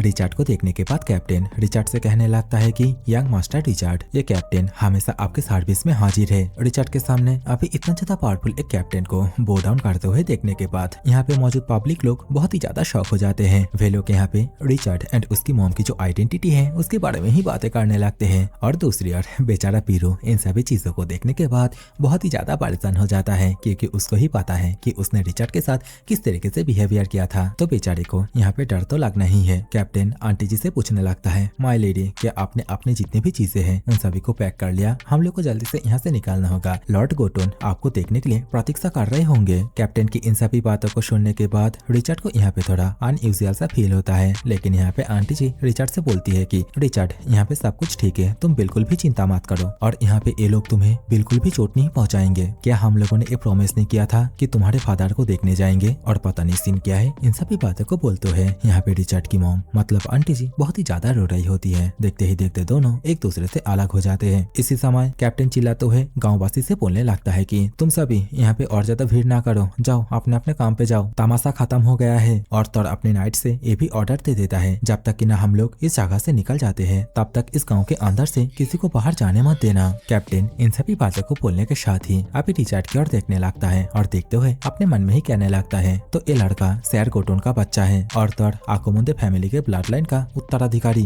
कैप्टन इन सभी बातों को सोच ही रहा था। इसी समय एक नाइट जल्दी जल्दी से घोड़सवार होके कैप्टन के पास आता है, कहने लगता है कि कैप्टन बहुत ही बुरा हुआ, लेडी वो तो गायब हो गई है। क्या बोल रहे हो तुम, क्या उन्होंने कैरेज के अंदर नहीं चढ़ा था? कैप्टन बहुत ही सरप्राइज होते हुए पूछता है। तो इस समय वह नाइट कहने लगता है कि हाँ आपने एकदम सही बोला, लेकिन उस वक्त लेडी ने हम लोगों से बोली कि उन्होंने घर के अंदर कुछ भूल आई है, तो उन्होंने उस चीज को लाने के लिए वापस गई और उनके साथ साथ घर तक नाइट भी जा रहे थे, लेकिन अचानक से रास्ते पर कहीं से बहुत तेज हवा का झोंका आया और लेडी वो गायब हो गई। वह नाइट इन सभी बातों को बोल ही रहा था। इसी समय यहाँ पे एक और नाइट आने लगता है और कहने लगता है कि कैप्टन बहुत ही बुरा हुआ, इस गाँव के अंदर अचानक से आग लग गई। वह नाइट की इस बात को सुनने के बाद गाँव वाले भी आसपास देखने लगते हैं, कहने लगते हैं कि आग, लेकिन गाँव में कहाँ आग लगी? तो इस वक्त हम लोग को देखने के लिए मिलते हैं कि आग तो सिर्फ रिचर्ड के घर में लगी है। इसी समय एक और नाइट दौड़ते हुए आने लगता है और कहने लगता है कि जो लेडी है उन्होंने घर में जाके अपने आप समेत घर को भी आग लगा दी। मतलब यहाँ पे रिचर्ड की मॉम मतलब हम सभी की प्यारी आंटी जी किसी कारण के कारण सुसाइड किया होता है। और होना क्या था, रिचर्ड इस खबर को सुनने के बाद पूरी तरीके से शॉक हो जाता है। रिचर्ड जल्दी जल्दी से घोड़े से नीचे उतर के अपने घर के ओर ही दौड़ के जाने लगता है, लेकिन यहाँ पे रिचर्ड अपने घर की ओर जा पाता उससे पहले कैप्टन रिचर्ड को उसके कपड़े से पकड़ लेता है। रिचर्ड अपने आप को छुड़ाने की बहुत कोशिश करता है, लेकिन इस समय जो कैप्टन है वो रिचर्ड को शांत करने के लिए जमीन के ऊपर पटक देता है। कैप्टन यहाँ पे रिचर्ड से कहने लगता है कि शांत हो जाओ बच्चे, यहाँ पे लेडी ने जो कुछ भी किए है वो सभी खुद की ही मर्जी से की है। तुम्हारी माँ बहुत ही ज्यादा प्योर और बहुत ही ज्यादा ब्रेव है, उन्होंने अपनी कीमती चीजों को प्रोटेक्ट करने के लिए अपने ही खुद की जीवन को जला दी। सच में तुम्हारी माँ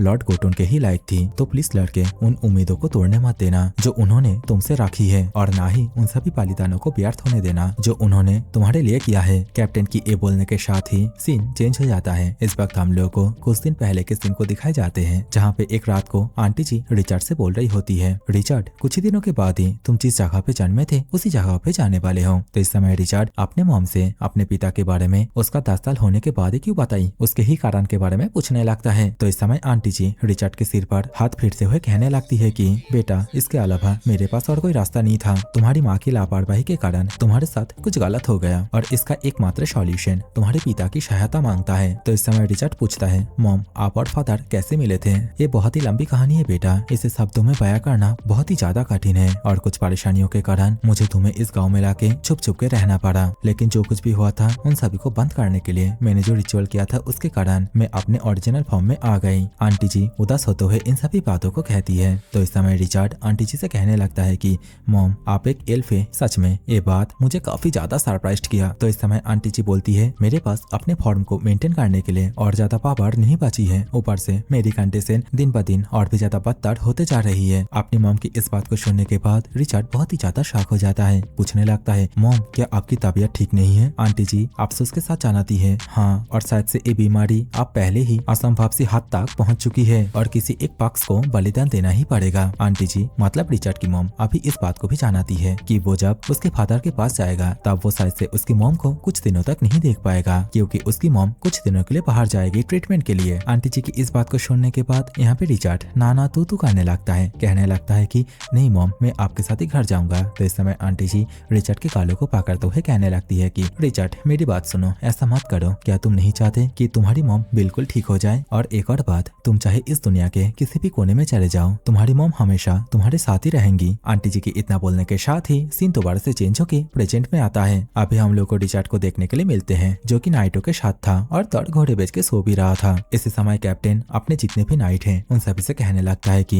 ये जो कैरेज है ये सबसे पहले जाएगा और तुम सभी चाहे जो भी हो जाए इस कैरेज को अच्छी तरीके से प्रोटेक्ट करना। कैप्टन यहाँ पे ये बोल ही रहा था। इसी समय यहाँ पे वो ब्रेन डेड वाला नाइट आ जाता है और कैप्टन से पूछने लगता है कि कैप्टन क्या ये बिल्कुल ठीक था लॉर्ड गोटोन के बच्चे को इस तरीके से फोर्सफुली नॉकआउट कर देना? तो कैप्टन बोलता है इसके अलावा और कोई बढ़िया तरीका नहीं था इसको शांत करवाने की। मतलब यहाँ पे हम लोग रिचर्ड को देख के सोच रहे थे कि बेचारा सो रहा है, लेकिन ऐसा नहीं है, बेचारा तो यहाँ पे बेहोश पड़ा हुआ है। वह नाइट अभी कैप्टन से ये भी पूछता है कि आखिरकार वे लोग उस विलेज के साथ क्या करें? तो इस समय कैप्टन बोलता है कि सभी को मार दो, बस गाँव के कुछ ही संकट महिलाओं को छोड़ दो ताकि वे लोग जब सर्वाइव के लिए पास के किसी टाउन में जाए तब ये बात पूरी तरीके से फैल सके कि लेडी अब इस दुनिया में नहीं रही। कैप्टन की ये बोलने के साथ ही इस वक्त हम लोग को देखने के लिए भी मिलते हैं कि गांव के चारीदार सिर्फ आग और आग ही लगी होती है। सभी के सभी नाइट चिल्लाते हुए कहने लगते हैं कि मार दो, इस गांव के अंदर जितने भी लोग हैं उन सभी को मार दो। देखते ही देखते चारीदार चीखने की और चिल्लाने की आवाजें सुनाई देती है। सीन चेंज हो जाता है। नरेटर हम लोगों से बोलने लगता है रिचर्ड जब उसके मॉम से ये पूछा था कि आखिरकार उसका फादर कैसा पर्सन है तब उसकी माँ ने बताई थी तुम्हारा फादर एक पागल इंसान है, इस दुनिया के सबसे ज्यादा जीनियस पर्सन जिनके पास मार्शल, मिलिट्री एंड पॉलिटिक्स हर एक चीज का ही टैलेंट है। 10 साल पहले तुम्हारे फादर ने एवरनाइट फॉरेस्ट के एल्वेन कोर्ट को अकेले ही हरा दिया था और ये न्यूज पूरे होली अलायंस को पूरी तरीके से हिला डाला था। लेकिन पिछले कुछ सालों से तुम्हारी माँ को भी तुम्हारे फादर के हालचाल के बारे में नहीं पता। मुझे बस इतना ही पता चला तुम्हारा फादर एक मार्कोइस बन गया और फिलहाल के लिए ब्लैक रोज कैसल नाम के किसी एक जगह पर रहते हैं। सीन दोबारा से चेंज हो जाता है। इस वक्त हम लोग को रिचर्ड को देखने के लिए मिलते हैं। रिचर्ड अभी जैसे ही नींद से उठता है वो अपने आप को एक अलग ही जगह पे देख पाता है। आसपास के सिनेरियो को देखने के बाद रिचर्ड को कुछ समझ नहीं आता। वो अपने सिर पे हाथ रखते हुए एक ही क्वेश्चन पूछता है आखिरकार मैं कौन सी जगह पे हूँ? मुझे तो बस अभी इतना ही याद आ रहा है कि लास्ट टाइम पे वो नाइट मुझे पकड़ के जमीन के ऊपर पटक दिया था। रिचर्ड बीर करके इन सभी बातों को कह ही रहा था। इसी समय उसके दिमाग में एक और बात क्लिक होती है। रिचर्ड एक ही छलांग में बेड से उतर जाता है। यहाँ से दौड़ते हुए जाते हुए कहने लगता है कि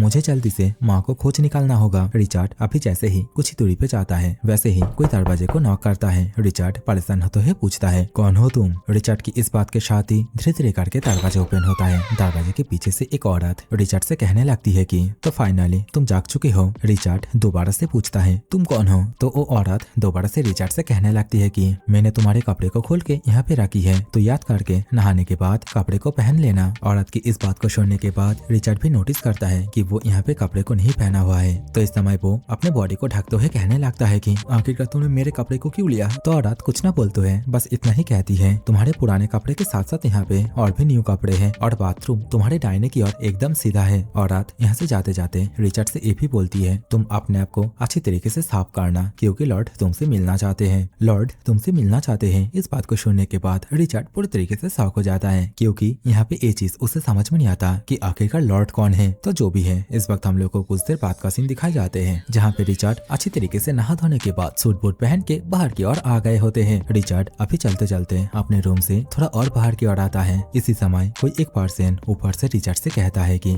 तो फाइनली हम दोनों मिल ही गए। रिचर्ड आको मुंदे पर्सन के इतना कहने के साथ ही इस वक्त जैसे ही कैमरा में थोड़ा ब्राइटनेस आता है हम लोग को देखने के लिए मिलते हैं ये पर्सन तो और कोई नहीं बल्कि रिचर्ड का फादर होते हैं जिनको कि सभी लोग लॉर्ड लॉर्ड करके बुला रहे थे। अभी कुछ देर बाद का सीन दिखाए जाते हैं जहाँ पे इस समय रिचर्ड के फादर को भी दिखाए जाते हैं जो कि बहुत ही प्रीमियम तरीके तरीके से खाना खा रहे होते हैं। दूसरी ओर इस वक्त हम लोग को रिचर्ड को भी देखने के लिए मिलते हैं जो कि किसी सस्ता सब्सक्रिप्शन की तरह खाना ठूस रहे होते हैं। इसी समय रिचर्ड के फादर अचानक से कहने लगते हैं कि ये दुनिया उतार चढ़ाव से भरी पड़ी है, लेकिन इस चीज से कभी भी अच्छा खाना और ड्रिंक के प्रति इंसान का उत्साह कम नहीं होना चाहिए। रिचर्ड, तुम्हारी माँ इस बात को हमेशा से बोला करती थी और मुझे दिख भी रहा है। यहाँ पे तुम्हारी पर्सनालिटी बिल्कुल वैसी ही है। माना कि ये सब मेरी एक्सपेक्टेशन से भी आगे निकल चुका है, लेकिन एलेना निश्चित रूप से तुम्हारे और मेरे लिए बलिदान दिया। उसने तुम्हारी रक्षा की और दूसरे पावर हाउसों के बीच मेरी पहचान को सुरक्षित रखा। इसीलिए सिचुएशन को तुम्हें समझ पाना चाहिए। रिचर्ड आकोमुंदे। फादर की इस बात को सुनने के बाद रिचर्ड चिल्लाते हुए बोलता है, मेरा नाम रिचर्ड आकोमुंदे नहीं है। तो इस समय रिचर्ड का फादर कहने लगते हैं कि चाहे तुम इस बात को एडमिट करो या ना करो, एलेनी ने तुम्हें कभी भी रिचर्ड मूनसोंग का नाम नहीं दिया और यहाँ पे मूनसोंग शायद से रिचर्ड की माँ की ही सरनेम होगी। तो रिचर्ड, तुम्हारा सरनेम अभी भी आकोमुंदे ही है। तो अंत में तुम्हारी माँ ने तुम्हें मुझे सौंपी दिया। इस बात से परे कि तुम्हें पहले तुम्हारी ओरिजिन्स के बारे में क्या बताया गया था और तुम्हारी रगों में हमारे आकोमुंदे फैमिली का ब्लड अभी भी फ्लो हो रहा है। आकोमुंदे नोबिलिटी का ब्लड लाइन हमारे वर्तमान होली अलायंस एम्पायर के अधीन अभी भी एग्जिस्ट में है। हमारे आकोमुंदे फैमिली असल में एक ग्रैंड ड्यूक रैंक की फैमिली होना चाहिए था जो वर्तमान ड्यूक रैंक से एक स्टार ऊपर होता है, लेकिन फैमिली के इतिहास में अलग अलग मेंबरों की पागलपन, बाहरी हरकतों के कारण आसपास की सभी शक्तियों ने हमें गिराने की दृष्टि से देखना शुरू कर दिया। उन पुराने और स्थापित नोबेल फैमिलियों के लिए हम आंखों में चुभने वाले कांटा बन गए। उनकी नजरों में हम नीचे दर्जे के नोबिलिटी बन गए।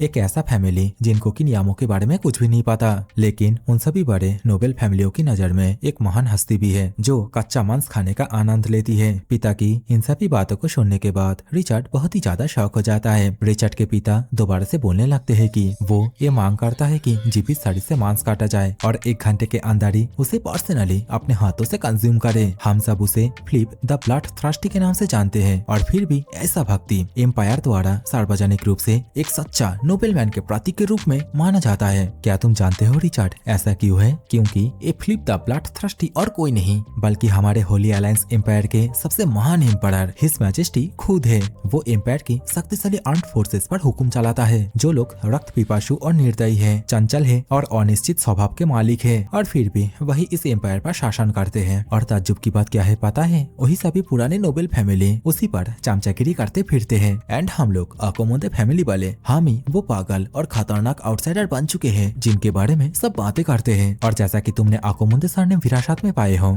तो इसीलिए दुर्भाग्य से तुम्हें मजबूत बनना होगा और भी शक्तिशाली बनना होगा। पिता की इन सभी बातों को सुनने के बाद रिचर्ड अभी कहने लगता है कि आप और माँ इस शासन का विरोध करने के लिए बलिदान देने को भी तैयार थे। तो पिता इस समय बोलने लगते हैं, क्या विरोध? नहीं, मैं सीधे तौर पर इनकार करता हूँ झुकने से। उस तरह के कचरे जैसे लोगों के नियंत्रण में रहने का एहसास मुझे बिल्कुल भी पसंद नहीं है। रिचर्ड, तुम 10 साल की उम्र में इस दुनिया को बहुत ही सरल नजरिए से देखते हो। जब तुम सच को सच में ही समझ पाओगे शायद तब ये भी जान लोगे कि जो व्यक्ति तुम्हारे सबसे करीब है वो भी उस रक्त पिपासु हिज मैजेस्टी द एम्पायर से कोई भी अलग नहीं है। रिचर्ड के पिता रिचर्ड को इन सभी बातों को बोल ही रहे थे। इसी समय यहाँ पे वही लड़की आ जाती है और इसके साथ ही रिचर्ड के पिता से कहने लगती है कि ये फ्रंट की तरफ से रिपोर्ट है, हमने और बाकी नोबेल फैमिलीज के बहुत सारे स्पाइस को हमारे टेरिटरी में पकड़े हैं। अच्छा, ऐसी बात है क्या? अब तक ये कितनी बार हो चुके हैं? रिचर्ड के पिता पूछते हैं। वह लड़की बताती है, इस बार ये एक ऑर्गेनाइज ग्रुप था और जांच में पता चला है कि उनका कनेक्शन 100 से अधिक कॉमनर से जुड़ा हुआ था। लड़की की इस बात को सुनने के बाद यहाँ पे रिचर्ड के पिता साफ साफ उन सभी को जान से मारने के लिए बोल देता है और यहाँ पे अपने पिता की इस बात को सुनने के बाद रिचर्ड की भी फट के 64 हो जाती है। बेचारा सोचने लगता है क्या उसका पिता एक जल्लाद है। लड़की अभी यहाँ से जाती उससे पहले रिचर्ड के पिता दोबारा से लड़की से बोलने लगते हैं कि और हाँ सुनो एक और बात तुम्हारे हाफ ब्रदर के बारे में। इसका नाम है रिचर्ड। आज के बाद से इस कैसल के अंदर इसका रिस्पॉन्सिबिलिटी तुम ही उठाओगे। लड़की हाँ में जवाब देती है, लेकिन इस समय रिचर्ड इस बात से बहुत ही ज्यादा शौक हो जाता है कि सामने की ओर जो लड़की है वो उसकी हाफ सिस्टर है। रिचर्ड गुस्से के साथ चिल्लाते हुए अपने फादर से कहने लगता है कि हे, मैं आपसे पूछ रहा हूँ आपकी नजरों में माँ वो असल में क्या कहना चाहती थी। रिचर्ड के पिता पूरी तरीके से शांत हो जाते हैं, लेकिन कुछ देर बाद आंसर देते हैं कि अभी के लिए एलेनी का मतलब कुछ भी नहीं। उसकी आखिरी रिक्वेस्ट मुझे यही थी कि तुम्हें मेरी देख रेख में सौंप दिया जाए। मुझे लगता है उसने अपनी सारी उम्मीदें तुम पर रख दी थी, लेकिन सच बोलूं तो मुझे उन सभी उम्मीदों में कोई भी रुचि नहीं है। फिर भी मैं तुम्हें चीजों को याद दिलाना जरूरी समझता हूँ और तुम्हारी माँ की इच्छाओं को पूरा करना बिल्कुल भी आसान नहीं होगा। रिचर्ड, तुम्हारी आने वाली परिस्थिति में जब तुम यहाँ फंसे हुए होंगे तब कोई रास्ता निकालने के लिए तुम सिर्फ अपने आप पर भरोसा कर सकते हो और जो अपॉर्चुनिटी मैं तुम्हें देता हूँ उन्हें खुद आगे बढ़कर पकड़ना होगा तुम्हें। अपने फादर की इन सभी बातों को सुनने के बाद रिचर्ड बहुत ही ज्यादा गुस्सा होने लगता है, क्योंकि एक बार उसने जब अपनी माँ से ये पूछा था कि वो अभी भी फादर को प्यार करता है, तब उसकी माँ ने बताई थी कि वो अभी भी उसके फादर को प्यार करती है और जब वो भी उसके फादर से एक बार मिलेगा तब वो भी फादर को पसंद करने लगेगा। लेकिन यहाँ पे रिचर्ड अपने मन में एक ही बात बोलता है कि वो उसके फादर को बहुत ही ज्यादा हिट करता है। रिचर्ड की ये बोलने के साथ ही इस वक्त हम लोगों को 2 दिन बाद के सीन को दिखाए जाते हैं और यहाँ पे हम लोग को मॉर्डार्ट मतलब वही नाइटो के कैप्टन को देखने के लिए मिलते हैं, जो कि अपने साथ रिचर्ड को magic tower city deep blue में लेके आए होते हैं और इसके साथ ही रिचर्ड से कहने लगता है कि तुम्हारे फादर लॉर्ड गोटो ने इस जगह को तुम्हारे ट्रेनिंग के लिए चूज किया और तुम्हारा मेंटोर इस जगह के अंदर ही है। रिचर्ड सिटी के अंदर चीजों को देखने के बाद बहुत ही ज्यादा अमेज हो जाता है, कहने लगता है कि तो यही जगह लेजेंडरी सिटी ऑफ मैजिक है। रिचर्ड यहाँ पे सामने की ओर एक बिल्डिंग को देखता है जो कि मैजिक के कारण पूरी तरीके से चमक रही होती है। रिचर्ड अपने आसपास हर एक तरीके के मैजिक को देख पाता है। रिचर्ड कहने लगता है कि इस जगह के बारे में मैंने पहले माँ के पास जो किताब थी उसमें ही पढ़ा था। इसी वक्त हम लोगों को कैप्टन को भी दिखाए जाते हैं जो कि क्रिस्टल के जरिए किसी से बोल रहे होते हैं कि हे हमारे लॉर्ड ने कहा है कि पुराने समय की याद में तुम्हें यंग मास्टर को पूरी लगन से शिक्षा देनी होगी। क्रिस्टल से आवाज आती है, क्या पुराने समय की याद में? अब मुझे याद आया तुम्हारा वो मार्क्विस अभी भी मुझ पर बहुत सारे मटेरियल्स का कर्जा रखता है। कैप्टन बोल उठता है, प्रिंसिपल को तो पहले ही चुका दिया गया है, लेकिन जो भी हद से ज्यादा इंटरेस्ट तुम मांग रहे हो उसे हम मानने वाले नहीं है और यहाँ पे बकवास काफी हो चुकी है। यहाँ पे इस बात को तुम अच्छी तरह से जानते हो कि जिसे तुम्हें सिखाना है उसकी पहचान और पिछला इतिहास क्या है, और अगर इस बात को एक तरफा रख दे तो यंग मास्टर रिचर्ड के पास असाधारण जादुई प्रतिभा मौजूद है। कैप्टन की इन सभी बातों को सुनने के बाद क्रिस्टल से दोबारा से आवाज आती है, इन सभी चीजों से मेरा क्या फायदा? यहाँ पे तुम एक्सपेक्ट मत करो कि मैं फ्री में काम करूंगा। और क्या तुम्हें इस बात का कोई अंदाजा है इस दुनिया में कितने सारे मैजिकल जीनियस हैं जो लोग मेरे अंडर रह के स्टडी करना चाहते हैं। पूरे साल भर मुझे तो 3-4 गॉड फेवरेट लोगों को भी माना करना पड़ता है। मैं यहाँ पे तुम्हारे यंग मास्टर की जांच करने की मांग करता हूँ। मतलब यहाँ पे रिचर्ड को मैजिक सीखने के लिए टेस्ट पास करके ही अंदर जाना होगा। नैरेटर अभी हम लोगों से बोलने लगते हैं कि ये वर्ल्ड ऑफ मैजिक ये एक ऐसी चीज है जिसको कि हर कोई सीख नहीं सकता, सिर्फ उन्हीं लोगों को जिन लोगों के पास स्पेशल कॉन्स्टिट्यूशन और स्पेशल ब्लड लाइन होते हैं उन्हीं लोगों को ही मौका मिलते हैं इसे सीखने की। और इसी कारण लोगों को स्क्रीन किया जाता है और ग्रेड दिया जाता है ताकि देखा जा सके कि वो मैजिक सीखने के लिए सुइटेबल है या नहीं। और इन सभी चीजों के कारण ही स्प्रिंग ऑफ असेसमेंट इसको डीप ब्लू टावर सिटी के अंदर ही स्टैब्लिश किया गया था। नैरेटर की ये सभी बोलने के साथ ही इस वक्त हम लोग को एक एंकरर को देखने के लिए मिलती है जो कि चिल्लाते हुए सभी से कहने लगती है कि सभी लोग प्लीज लाइन में आ जाओ और असेसमेंट रिजल्ट के लिए वेट करो। एंकरर की ये बोलने के साथ ही इसी समय हम लोग को एक लड़के को देखने के लिए मिलते हैं जो कि यहाँ पे अपने मैजिक को टेस्ट देने के लिए आया होता है। ये लड़का अभी कहने लगता है कि नहीं मैं और नहीं कर सकता, मैं यहाँ पे और ज्यादा देर तक खड़ा नहीं रह सकता। लड़के की ये बोलने के साथ ही इस वक्त हम लोगों को इसके रिजल्ट को भी देखने के लिए मिलते हैं। लड़के का मैजिक एकदम व्हाइट होता है, मतलब एकदम एंट्री लेवल का। इसी समय कैमरा एंगल साइड की ओर जाता है। दो लड़की को आपस में ही बातें करते हुए दिखाए जाते हैं जहाँ पे ये दोनों कह रही होती है आखिरकार इस जमाने में कौन सा ही यंग मास्टर मैजिक को सीखना चाहेगा। तो साइड वाली लड़की बोल उठती है, तुमने एकदम सही बोली, और वैसे भी आज के दिन जितने भी लोग टेस्ट देने के लिए आ रहे हैं वे लोग उतना भी ज्यादा इम्प्रेसिव नहीं है। तो पहली वाली लड़की दोबारा से बोलती है, देखो इनमें से तो कोई अभी भी इंटरमीडिएट लेवल पर भी नहीं है। वे दोनों की इन सभी बातों को सुनने के बाद पीछे बैठा हुआ कैप्टन रिचर्ड से कहने लगता है कि रिचर्ड देखो कुछ देर बाद तुम्हारा भी बारी आ जाएगा और यहाँ पे रिजल्ट बहुत ही जल्दी आ जा रहा है, लेकिन तुम्हें बिल्कुल भी नर्वस नहीं होना है, बस इन सभी चीजों को थोड़ा सा सहना है। कैप्टन की बातों को सुनने के बाद मुझे तो ऐसा ही लग रहा है कि कैप्टन को बिल्कुल भी भरोसा नहीं है रिचर्ड के ऊपर। कैप्टन की ये बोलने के साथ ही कुछ देर बाद का सीन दिखाए जाते हैं जहाँ पे फाइनली रिचर्ड की बारी आ गई होती है। लेकिन यहाँ पे रिचर्ड को देखने के बाद जितने भी लोग बैठे हुए हैं ऑडियंस की तरह वे लोग बोलने लगते हैं कि हे आखिरकार ये लड़का कौन है और उसका कपड़ा किसी एक किसान की तरह क्यों लग रहा है। और यहाँ पे देख के तो ये भी नहीं लग रहा है कि वो पहले कोई मैजिक एकेडमी में भी था। तो बेसिकली यहाँ पे रिचर्ड के वेशभूष को देखने के बाद जितने भी लोग हैं वे सभी रिचर्ड को हल्के में लेने लगते हैं। लेकिन यहाँ पे रिचर्ड को इन सभी चीजों से कोई फर्क ही नहीं पड़ता, वो यहाँ पे टेस्ट को देने के लिए रेडी हो जाता है। तो अभी टेस्ट जैसे ही चालू हो जाता है वैसे ही हम लोग को देखने के लिए मिलते हैं कि बहुत ही ज्यादा अमाउंट में जो मैजिकल एनर्जी है वो रिचर्ड के बॉडी के अंदर एंटर करने लगते हैं। और यहाँ पे रिचर्ड के शकल को देख के इतना तो पता लगा ही सकता हूँ कि बेचारे को कितना ज्यादा तकलीफें हो रहा है। इसी समय जो कैप्टन है वो चिल्लाते हुए कहने लगता है कि रिचर्ड हार मत मानना, अपनी पूरी ताकत लगा दो, हम लोग लॉर्ड गोटन को यहाँ पे नीचा नहीं होने दे सकते। रिचर्ड इस वक्त अपने मन में ही अपने फादर की बातें याद करने लगता है जहाँ पे उसके फादर ने ये बोला था कि जाओ जो अपॉर्चुनिटी मैं तुम्हें दिया हूँ उसके लिए फाइट करो। अपने फादर की इस बात को सोचने के बाद रिचर्ड अपने मन में यही बात बोलता है, चाहे कुछ भी हो जाए मैं उस पर्सन को मेरी तरफ नीचा देखने नहीं दूंगा। कुछ देर पहले ऑडियंस में जो लोग चिल्ला रहे थे रिचर्ड को देखने के बाद, वही लोग बोलने लगते हैं वो लड़का तो 10 मिनट से भी ज्यादा देर तक होल्ड करके रखे हैं। सच में वो लड़का तो कितना ज्यादा काबिल है। इस वक्त हम लोगों को एंकरर को भी दिखाई जाती है और उसके हाथ में जो पावर मेजरमेंट गोला था वो रिचर्ड की पावर की वजह से गोल्डन कलर में चमक रही होती है। एंकरर चिल्लाते हुए बताती है ये तो गोल्ड एडवांस लेवल है। एंकरर की ये बोलने के साथ ही इस वक्त हम लोग को दोबारा से रिचर्ड को देखने के लिए मिलते हैं, जहाँ पे इस तालाब का पानी रिचर्ड की पावर की वजह से इधर उधर बिखर रहे होते हैं। देखते ही देखते रिचर्ड की आंखों में अजीब सी ठंडक छा जाती है। रिचर्ड अपनी आंखों के सामने बहुत ही बड़ा एक मून को देख पाता है, जैसा कि वो उस वक्त उस मैजिकल दुनिया में देख पाया था। तो फिर होना क्या था, दोबारा से वही सीन क्रिएट होने लगता है। रिचर्ड के बॉडी के आसपास बहुत सारी शैडो एनर्जी देखने के लिए मिलती है और रिचर्ड दर्द के मारे जोर जोर से चिल्ला रहा होता है। रिचर्ड की इस अवस्था को देखने के बाद कैप्टन भी बहुत ही ज्यादा चौंक जाता है। एंकरर चिल्लाते हुए बोलने लगती है कि सभी लोग सतर्क हो जाओ, यहाँ पे अनआइडेंटिफाइड एक खतरे को डिटेक्ट किया गया है। सीन चेंज होके दोबारा से कैप्टन की ओर जाता है। कैप्टन के पीछे खड़े हुए दो लौंडे आपस में ही बोलने लगते हैं कि हे आखिरकार चल क्या रहा है यहाँ पे और ये ब्लैक एनर्जी कहाँ से आ रही है। तो दूसरा वाला लड़का कहने लगता है कि क्या ये मैजिक वो लड़का यूज कर रहा है, मैं तो अपनी जिंदगी में ऐसी चीज कभी नहीं देखी। लेकिन यहाँ पे कैप्टन रिचर्ड को देखने के बाद इस बात को अच्छे तरीके से समझ जाता है कि रिचर्ड के बॉडी के अंदर एक शैडो क्रिएचर कब्जा करने की कोशिश कर रहा है। तो इस समय कैप्टन परेशान होता हुआ अपने मन में ही बोलने लगता है, तो उस दिन पर क्या मैडम इस बात को लेकर ही चिंता कर रही थी। कैप्टन की ये बोलने के साथ ही इस वक्त हम लोगों को पास्ट के एक सीन को दिखाए जाते हैं, जहाँ पे रिचर्ड की मॉम रिचर्ड को अपने पापा के पास भेजने से पहले कैप्टन से बोल रही थी रिचर्ड के बॉडी के ऊपर शैडो क्रिएचर का हाथ है, इसी कारण मुझे गोटोन की मदद चाहिए। यहाँ पे मैं जानता हूँ कमेंट को यूज करके उनके साथ कांटेक्ट करना ये ह्यूमन नोबल फंक्शन के बीच बड़ी परेशानी खड़ी कर देगा, लेकिन सच बोलूं तो मेरे पास और कोई रास्ता नहीं था। तो कैप्टन प्लीज रिचर्ड को मेरे खातिर प्रोटेक्ट करना।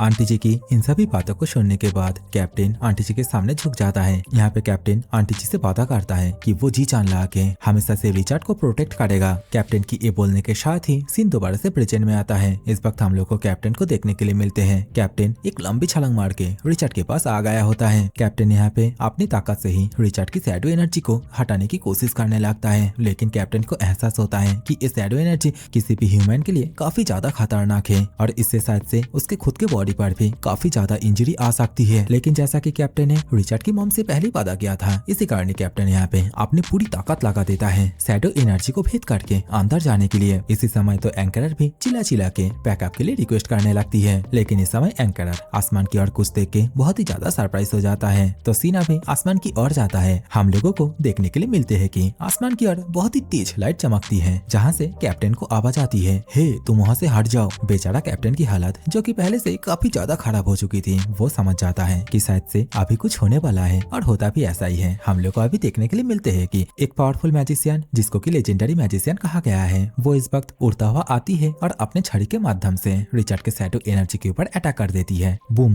सब कुछ एकदम से वैनिश, रिचर्ड की शैडो एनर्जी पूरी तरीके से गायब हो जाती है। वह मैजिशियन बोलने लगती है कि वही ब्लड लाइन जो छोटे गोटो ने मुझे सौंपी थी, अब वो उन शैडो क्रिएचर के निशाने पर है। मैजिशियन की इतना बोलने के साथ ही देखते रिचर्ड जमीन के ऊपर धड़ाम से गिर जाता है। कैप्टन चिल्ला तो ही पुकारता है, young master Richard. Grand magician captain की बात को सुनने के बाद बोलती है, अच्छा तो इसका नाम रिचर्ड है। यहाँ पे रिचर्ड क्वालिटी इंस्पेक्शन को पास कर चुका है और ये जो ग्रैंड मैजिशियन है इनके नाम के बारे में पता चलता है, जो कि होता है सू हेलेन। और सू हेलेन यहाँ पे खुशी खुशी रिचर्ड को अपना स्टूडेंट भी बना लेती है। सीन दोबारा से चेंज हो जाता है, रात हो जाती है और इस वक्त हम लोग को रिचर्ड को किसी अलग ही जगह पे देखने के लिए मिलते हैं। तो बेसिकली रिचर्ड यहाँ पे आग के अंदर खड़ा हुआ होता है और वो अपने सामने अपनी माँ को भी देख पाती है। रिचर्ड जोर जोर से अपनी माँ को पुकारने लगता है, लेकिन यहाँ पे उसकी माँ उसकी तरफ पलट कर भी नहीं देखता और अगले ही पल रिचर्ड जोर जोर से हाँफते हुए नींद से उठ जाता है। तो बेसिकली रिचर्ड ये सभी चीजें अपने सपने के अंदर ही देख रहा था। रिचर्ड के साइड में जो पर्सन खड़ा हुआ था वो रिचर्ड से पूछते हैं, क्या तुम जाग गए? लेकिन यहाँ पे रिचर्ड अपने साइड में किसी एक अनजान पर्सन को देखने के बाद बहुत ही ज्यादा घबरा जाता है। पैनिक होते हुए पूछने लगता है, आखिरकार आप कौन है? तो ये पर्सन रिचर्ड को सांत्वना देते हुए बोलने लगते हैं कि तुम्हें घबराने की कोई भी जरूरत नहीं है बेटा। तुम्हारे जागने के बाद शू हेलेन ने मुझे देखने के लिए बोली थी और इसके साथ ही फ्यूचर में तुम्हारा प्राइमरी इंस्ट्रक्टर बनने के लिए भी बोली थी। रिचर्ड सिर खुजलाते हुए बोलता है, शू हेलेन। इतना कहने के साथ ही वो महसूस करता है कि उसके हाथ के साथ कुछ जुड़ा हुआ है। तो वो देखता है ये तो एक गोला जैसा कुछ है। तो इसके बारे में रिचर्ड इस मैजिशियन से पूछने लगता है। तो मैजिशियन बताते हैं कि ये चीज तुम्हें ठीक भी कर रहा है और तुम्हें ऑब्जर्व भी कर रहा है। और कुछ देर पहले स्प्रिंग ऑफ असेसमेंट में क्या हुआ था मुझे लगता है तुम्हें उसके बारे में याद नहीं होगा। तो रिचर्ड बताता है, मुझे बस इतना ही याद है कि मैं वहाँ पे जाके टेस्ट को दे रहा था। तो टीचर बोलने लगते हैं, ठीक है, याद करने के चक्कर में तुम अपने ऊपर ज्यादा फोर्स मत दो। मैजिशियन ये सभी बातें बोल ही रहे थे। इसी समय रिचर्ड को कैप्टन के बारे में याद आता है। तो वो अभी मैजिशियन से पूछता है कि कैप्टन कहाँ पे गया है। रिचर्ड की ये पूछने के साथ ही सीन दोबारा से चेंज हो जाता है। इस वक्त हम लोग को शू हेलेना को देखने के लिए मिलती है। शू हेलेना कैप्टन से बताने लगती है कि उस बच्चे के पास ज्यादा एलिमेंटल टैलेंट नहीं है, लेकिन उसकी जो मेंटल स्ट्रेंथ है वो काफी ज्यादा है। कुछ देर पहले स्प्रिंग ऑफ असेसमेंट में उसके रिजल्ट को देखने के बाद मैं ये अंदाजा तो लगा ही सकता हूँ कि उसकी जो इनट मैजिक पावर है वो उसकी माँ से मिली है। बट ओवरऑल उसकी एबिलिटी एकदम बैलेंस में है। उसके अंदर कोई भी वीकनेस नहीं है और ना कि कोई भी स्पेसिफिक स्ट्रेंथ की। तो आखिरकार क्यों वो सभी शैडो क्रिएचर उसके साइड में आ रहा है। शू हेलेना की इन सभी बातों को सुनने के बाद कैप्टन रिप्लाई देता है कि शायद से ये सभी चीजें आकोमुंदे ब्लड लाइन की वजह से हो रहा है। कैप्टन को यहाँ पे बोलता हुआ देखने के बाद शू हेलेना बोलने लगती है, मुझे लगता है तुम पूरी तरीके से ठीक हो चुके हो और तुम इस बात को तो जानते ही हो, रक्त और मांस से बना हुआ कोई जीव जब शैडो एनर्जी के टच में आता है तब उसके साथ क्या होता है। तो कैप्टन बोलता है कि ये सभी चीजें मेरे लिए मायने नहीं रखता, मेरा तो मेन काम है यंग मास्टर को प्रोटेक्ट करना। तो क्या अपनी जान को ऐसे ही जोखिम में डाल के शू हेलेना मुस्कुराते हुए पूछती है और इसके साथ ही ये भी बोलने लगती है कि मैं तुम्हें बहुत ही लंबे समय से जानती हूँ, लेकिन तुम्हारा ये लॉयल कैरेक्टर वाला रूप मैंने कभी नहीं देखी। बाय द वे छोड़ो ये सभी बातें, जैसा कि हम लोगों को यहाँ पे तुम्हें हिल करना पड़ा और तौर यंग मास्टर का भी जो फीस है वो सभी मिला के 1,16,000 इंपीरियल गोल्ड कॉइन होता है, उसे तो चुका ही सकते हो। इन सभी बातों को सुनने के बाद कैप्टन बोल उठता है, अभी के लिए इन सभी बातों को साइड में रखो। हे क्या तुम लोग यहाँ पे मुझे पूरी तरीके से लूटना चाहते हो और मैं यहाँ पे कोई भी चैरिटी खोल के नहीं बैठी हूँ। शू हेलेना चिड़चिड़ा होते हुए बोल उठती है। तो कैप्टन कहने लगता है कि पिछली बार तुमने जो कीमत बताई थी लॉर्ड गोटोन उस पर बात करने को तैयार है। शू हेलेना इस बात को सुनने के बाद पूरी तरीके से चौंक जाती है, क्योंकि शू हेलेना को अभी ये बात विश्वास ही नहीं हो रही होती है कि रिचर्ड की वजह से लॉर्ड गोटोन वो सभी शर्त पेश करने को तैयार है। यहाँ पे कैप्टन कारण बताते हुए बोलने लगता है कि यंग मास्टर रिचर्ड के अंदर जो शैडो क्रिएचर है वो काफी ज्यादा डेंजरस है और इस चीज से यंग मास्टर रिचर्ड की लाइफ भी काफी ज्यादा डेंजर में है। यंग मास्टर रिचर्ड तभी सेफ रहेगा जब वो शू हेलेना की साइड में रहेगा और बस यहाँ पे शू हेलेना के पास ही ऐसी ताकत है जिससे कि वो शैडो पावर को बहुत ही आसानी के साथ सप्रेस कर सकती है। कैप्टन की इन सभी बातों को सुनने के बाद शू हेलेना कैप्टन से बोलने लगती है कि तो तुम कौन सी कीमत चुकाने को तैयार हो, और उस आदमी गोटोन के हाथ में जो 2 प्लान से वो भी बुरे नहीं है, मुझे 10 साल की रेवेन्यू चाहिए, दोनों में से कोई एक भी चलेगा। कैप्टन पूछता है प्लान टाइम या फिर तुम उसी की ही बात कर रहे हो। शू हेलेना बताती है नहीं नॉर्लैंड वो तो बिल्कुल नहीं। तो कैप्टन कहने लगता है तुम्हारी कंडीशन पहले ही उस बॉटम लाइन से आगे निकल चुकी है जो लॉर्ड गोटोन ने निर्धारित की थी। अच्छा ऐसा है तो फिर मैं एक गारंटी नहीं दे सकती कि भविष्य में मैं उस बच्चे को शैडो पावर का विरोध करना सिखा पाऊंगा। शू हेलेना बोलती है। शू हेलेना की इस बात को सुनने के बाद कैप्टन शू हेलेना को पैसों का सबसे ज्यादा भूख बोलता है। जैसा कि रक्त पिपासु होता है वैसे ही शू हेलेना को अभिमानी पिपासु बोलता है, लेकिन बेचारा कैप्टन अभी कर भी क्या सकता है। वो शू हेलेना से बोलता है कि मैं जब रिटर्न जाऊंगा तब इन सभी चीजों को लेके लॉर्ड मार्क्विस से बात करूंगा, लेकिन मुझे उम्मीद है तुम इस सौदे को पूरा करने के लिए थोड़ी और वैल्यू पुश कर पाओगे। तो शू हेलेना इस बात के लिए मान जाती है। कैप्टन से कहने लगती है इटर्नल ड्रैगन टेम्पल के अंदर जो नेक्स्ट प्रेयर सेरेमनी होने वाली है उसके अंदर मैं लिटिल रिचर्ड की थोड़ी मदद कर दूंगी। तो कैप्टन कहता है अपना वादा याद रखना, मैं वापस जाकर ड्यूक से अनुमति लेने जाऊंगा। ठीक है मैं तुम्हारे रिप्लाई के लिए वेट करूंगी। इतना कहने के साथ ही शू हेलेना यहाँ से जाने लगती है। सीन दोबारा से चेंज हो जाता है। रिचर्ड की ओर आता है। रिचर्ड जो कि इस वक्त बिस्तर के ऊपर लेटा हुआ था। रिचर्ड इस वक्त अपने मन में ही सोचने लगता है कि उस दिन टेस्ट के दौरान उसने आसमान में जो सिनेरियो देखा था क्या वो सच था या फिर उसका एक वहम था। रिचर्ड इस बात को सोचते हुए बहुत ही ज्यादा परेशान होने लगता है, उठ के बैठ जाता है, लेकिन इसी समय वो देखता है कि उसके दाहिने हाथ में स्टेटस विंडो जैसा कुछ चमक रही है। रिचर्ड सोचता है ये सभी चीजें शायद से नींद की वजह से हो रहा है, तो वो अपनी आंखें जोर जोर से रगड़ता है, लेकिन वो इस वक्त देखता है कि उसके साइड में तो इसी तरीके से और 2-3 विंडोज अपेयर हो जाती है और इन सभी विंडोज के अंदर बहुत सारे बाइनरी नंबर भी होते हैं। रिचर्ड पूरी तरीके से शॉक हो जाता है। उसे समझ में नहीं आता कि आखिरकार यहाँ पे चीजें कैसे हो रहा है? रिचर्ड चिल्लाते हुए पूछता है, क्या यहाँ की चीजें खराब हो चुकी है? रिचर्ड की ये पूछने के साथ ही कुछ देर बाद का सीन दिखाए जाते हैं। रिचर्ड अपनी आंखों में पानी का छींटा मारता है और गमले के अंदर जो पानी है उसमें अपनी आंखों को देखता है, जो कि थोड़ा सा ब्लू जैसा ग्लो कर रहा होता है। और सच में अगर यहाँ पे मेरी जगह पे हनी सिंह होता तो यही बोलता, ब्लू आइज हिप्नोटाइज, बाकी आप लोग खुद ही गा लो जी।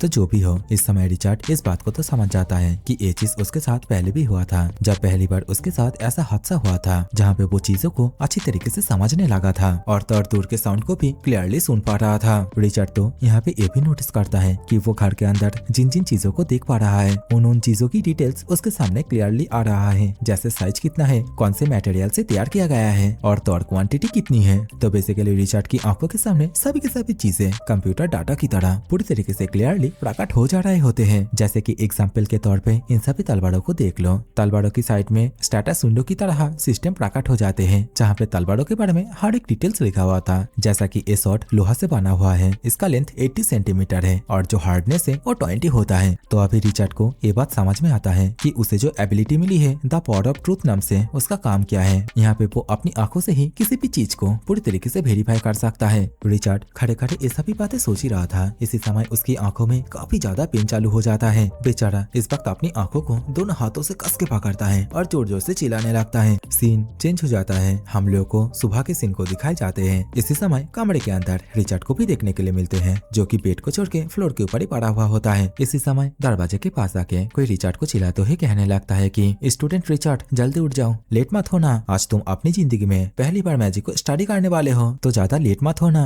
उस पर्सन की ये बोलने के साथ ही सीन चेंज हो जाता है। इस वक्त हम लोगों को एक फोन बूथ की तरह किसी एक जगह को दिखाए जाते हैं और इसी जगह के और ही इस वक्त हम लोग को रिचर्ड और इसके साथ ही वही मैजिशियन को जाते हुए दिखाए जाते हैं। यहाँ पे रिचर्ड मैजिशियन से पूछने लगता है, टीचर क्या हम लोग मैजिक सीखने के लिए क्लासरूम में नहीं जाने वाले? उस साइड की ओर देखिए, सभी के सभी स्टूडेंट तो मैजिक को सीखने के लिए उसी ओर ही जा रहे हैं। तो टीचर बताती है, यहाँ पे तुम्हारी एज उन लोगों के साथ मैजिक सीखने के लिए बिल्कुल भी नहीं हुई है, प्लस आज तुम्हारा मैजिक सीखने का पहला ही दिन है और जो ग्रैंड मैजिशियन सू हेलेना है उन्होंने मुझे तुम्हें सिखाने के लिए बोली है, तो लड़के तुम मेरे साथ आओ। मैजिशियन इतना कहने के साथ ही रिचर्ड को लेके उसी फोन बूथ के अंदर घुस जाते हैं और इस चीज को देखने के बाद मेरे ख्याल में बस एक ही बात घूम रहा है, nobody does it better. Richard परेशान होते हुए मैजिशियन से पूछने लगता है, टीचर आप मुझे ये मत बताना कि यही हम लोग का क्लासरूम है। रिचर्ड की इस बात को सुनने के बाद टीचर थोड़ा सा मुस्कुराता है। अपनी उंगलियों के माध्यम से किसी एक मैजिक को यूज करते हुए रिचर्ड से बोलने लगते हैं, धैर्य रखो पुत्रा, हम लोग जल्दी पहुंच जाएंगे। रिचर्ड भी सोचने लगता है कि आखिरकार ये बुढ़ा कहने की क्या कोशिश कर रहा है, लेकिन कुछ देर बाद रिचर्ड अभी जैसे ही अपनी आंखें खोलता है वैसे ही वो अपने आप को एक अलग ही जगह पे देख पाता है। रिचर्ड बहुत ही ज्यादा शॉक हो जाता है, बस एक ही बात बोलता है, ये क्या हो गया भाई, मैं अचानक से इधर से उधर कैसे हो गया और रास्ते से सीधा महल में कैसे आ गया। रिचर्ड इन सभी बातों को कह ही रहा था। इसी समय ये मैजिशियन रिचर्ड से कहने लगते हैं कि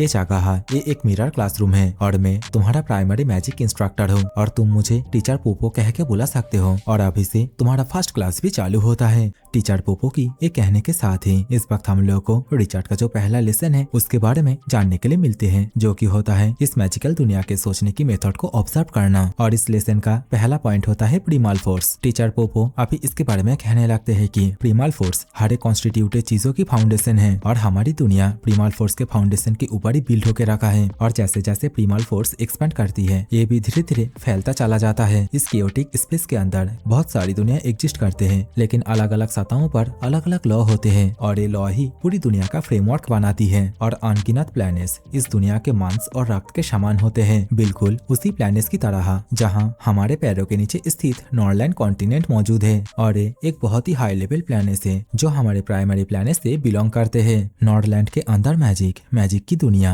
हम जैसे लोग जो इस दुनिया को नंगी आंखों से देखते हैं उनके लिए ये बात स्वाभाविक मानी जानी चाहिए, लेकिन जब हमारी चेतना वास्तव में प्लैनेट्स की ऊंचाई तक पहुंच जाती है और हम एक अलग दृष्टिकोण से इस दुनिया को ऑब्जर्व करते हैं, एक्चुअली में जो तुम देखते हो और सुनते हो वो पूरी तरह रियल नहीं होता। बिल्कुल इस मिरर क्लासरूम की तरह तुम्हारी परसेप्शन के माध्यम से दुनिया का रूप तुम्हारी चेतना में प्रतिबिंबित होता है। टीचर पोपो की इन सभी बातों को सुनने के बाद यहाँ पे रिचर्ड का दिमाग पूरी तरीके से हिल जाता है। बेचारा तो यहाँ पे प्लैनेट्स, लॉ, ऑब्जर्वेशन, अनरियल इन्हीं सभी शब्दों को बार बार दोहराने लगता है, क्योंकि उसको भी आप लोगों की तरह ही घंटा भी कुछ समझ में नहीं आया होता है। रिचर्ड की इस एक्सप्रेशन को देखते हुए टीचर पोपो अपने हाथ में एक मैजिक को क्रिएट करते हुए कहने लगते हैं कि मैं जानता हूँ कि ये बातें अभी तुम्हारे लिए समझना मुश्किल है, लेकिन लेजेंडरी मेज ने मुझे कहा था कि तुम्हारे उम्र के कारण तुम्हें ज्यादा छूट ना दूं और उनकी तरफ से तुम्हें सच्चाई बताने की कोशिश करूं। यह सभी बात गहरी जरूर है, लेकिन फ्यूचर में मैजिक को समझने और इस्तेमाल करने में यह तुम्हारे लिए बहुत मददगार होगी, क्योंकि प्राइमरी प्लान के मैजिक वर्ल्ड में रहने वाले हम लोगों के लिए मैजिक एरेस हमारी दुनिया का लॉ का ही एक हिस्सा है और ये सभी चीज मैजिक सीखने की दिशा में आपसे पहले और बहुत ही महत्वपूर्ण कदम है। तुम अपनी खुद की मैजिक एरे कॉम्पोजिशन बनाना और यही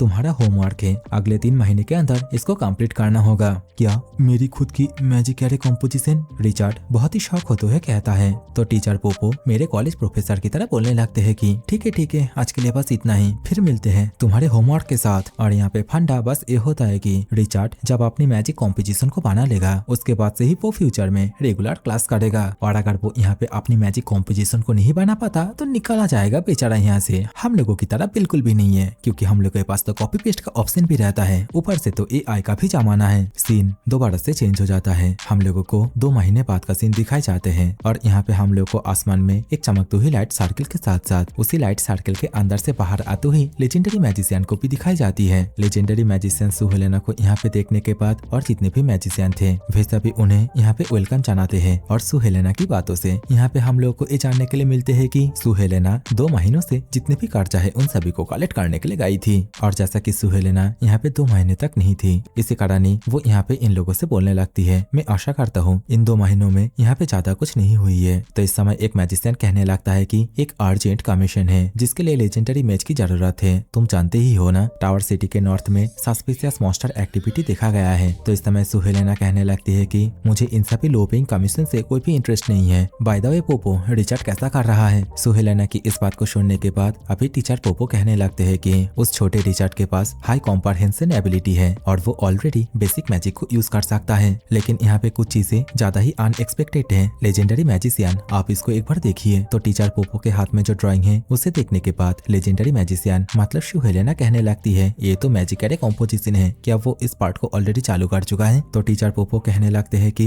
लेजेंडरी मैज उसने तुम्हारी उम्मीदों को तोड़ने नहीं दिया। उस बच्चे के पास मैजिक कॉम्पोजिशन का जो टैलेंट है वो कोई भी ऑर्डिनरी लोगों से काफी ज्यादा अलग है। सिर्फ 2 महीने की प्रैक्टिस के बाद ही उसकी लेटेस्ट मैजिक एरे कॉम्पोजिशन और मास्टरपीस मैजिक एरे के बीच का एरर मार्जिन अब 0.01 सेंटीमीटर के अंदर कंट्रोल में आ चुका है और ये एरर बहुत स्टेबल भी है। टीचर पोपो की बातों को सुनने के बाद आसपास के और जितने भी मैजिशियन थे वे सभी बहुत ही ज्यादा चौंक जाते हैं, क्योंकि उन्हें विश्वास ही नहीं हो रहा होता है कि जो एरर का गैप है वो 0.01 सेंटीमीटर है। और यहाँ पे ये जो मैजिक एरे कॉम्पोजिशन जो कि रिचर्ड ने ड्रॉ किया है इसको देखने के बाद ये लोग तो यही सोच रहे होते हैं कि शायद से इस मैजिक एरे कॉम्पोजिशन को किसी रूइन मास्टर या फिर कोई हाई लेवल मैजिशियन ने ड्रॉ किया है। लेकिन इन लोगों की बहम को दूर करता हुआ टीचर पोपो इन लोगों से बोलते हैं कि इस मैजिक एरे कॉम्पोजिशन को यहाँ पे मैजिक सीखने वाला एक स्टूडेंट ने ड्रॉ किया है। और होना क्या था, इस बात को सुनने के बाद इन लोगों का रिएक्शन बस इतना ही होता है, क्या ऐसा पॉसिबल कैसे हो सकता है? लेकिन इसी समय एक मैजिशियन आसमान की ओर इशारा करते हुए कहने लगता है कि उस ओर देखो, जो हॉस्टल एरिया है उस ओर। मैजिशियन की ये कहने के साथ ही अभी जैसे ही कैमरा एंगल उसी ओर ही घूमता है तो हम लोग को देखने के लिए मिलते हैं कि उस ओर तो आसमान की ओर बहुत ही रंग बिरंगे अतरंगी आतशबाजी हो रहे होते हैं। तो हम लोगों को पता चलता है यहाँ पे लेट नाइट में हॉस्टल एरिया में किसी को भी इस तरीके से मैजिक का मिस यूज करना बिल्कुल भी अलाउ नहीं है। लेकिन यहाँ पे इस काम को क्या है और कोई नहीं, हम लोग का मेन चाचा रिचर्ड।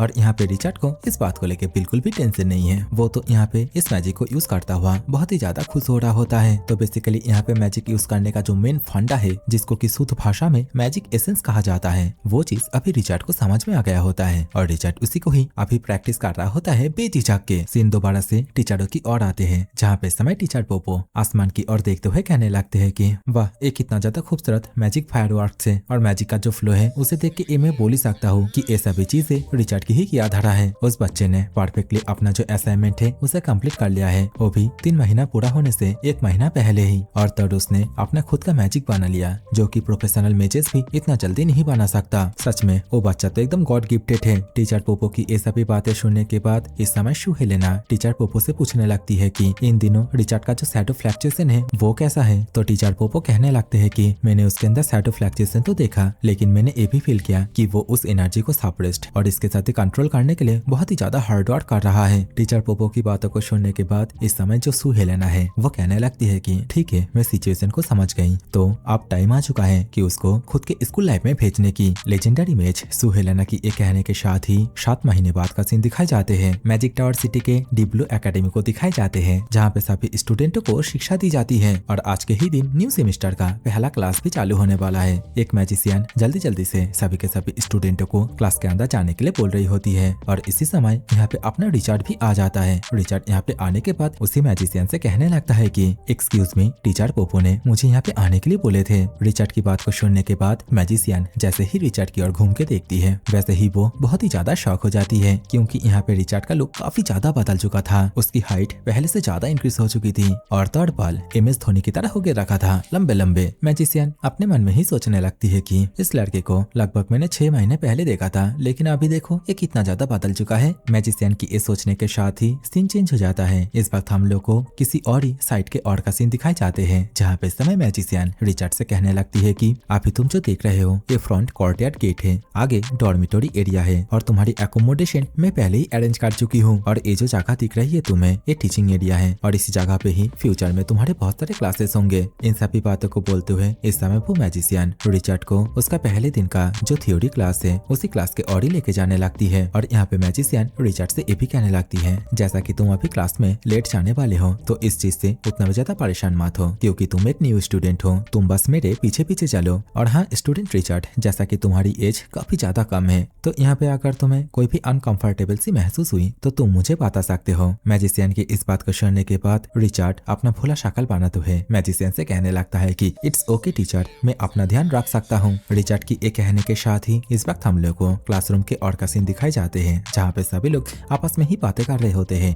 हे, मैंने सुना आज के दिन हमारे क्लास में एक न्यू स्टूडेंट ऐड होने वाला है और मैंने ये भी सुना कि उसका जो बैकग्राउंड है वो पूरी तरीके से इंसेन है। तो कोई बोलता है कि हाँ, इस बात को मैंने भी सुना और मैंने ये भी सुना कि वो काफी ज्यादा यंग है, लेकिन उसका जो बैकग्राउंड है आखिरकार वो क्या है। तो अभी साइड से एक और लड़का बोलने लगता है, मैंने सुना वो लेजेंडरी मैच का न्यू स्टूडेंट है। वे सभी इस तरीके से रिचर्ड के बारे में बातचीत कर ही रहे थे। इसी समय वो मैजिशियन रिचर्ड को लेके अंदर की ओर आ जाती है और इसके साथ ही सभी को थोड़ा सा शांत होने के लिए बोलती है। इस क्लास में तुम लोग के साथ एक न्यू स्टूडेंट ज्वाइन होने वाला है। मैजिशियन सभी से कहती है। मैजिशियन यहाँ पे ये भी कहने लगती है, मैं इस लड़के को तुम सभी से एक बार इंट्रोड्यूस करवा देती हूँ, इसका नाम है रिचर्ड और आज के बाद से ये हम लोग के साथ ही पढ़ाई करने वाला है। यहाँ पे रिचर्ड को देखने के बाद पिंक बालों वाली एक स्टूडेंट कहने लगती है कि उसकी हाइट को देख के कोई छोटा बच्चा तो नहीं लगता, लेकिन उसके चेहरे को देख के ये तो अंदाजा लग ही रहा है कि वो लड़का काफी ज्यादा यंग है। इसी समय साइड से एक लड़का पूछने लगता है, टीचर मैंने सुना है ये लड़का लेजेंडरी मैच का स्टूडेंट है, क्या ये सच है? लेजेंडरी मैच का स्टूडेंट। इस बात को सुनने के बाद पूरे क्लासरूम के अंदर ही हल्ला मच उठता है। कोई विश्वास नहीं कर रहा होता है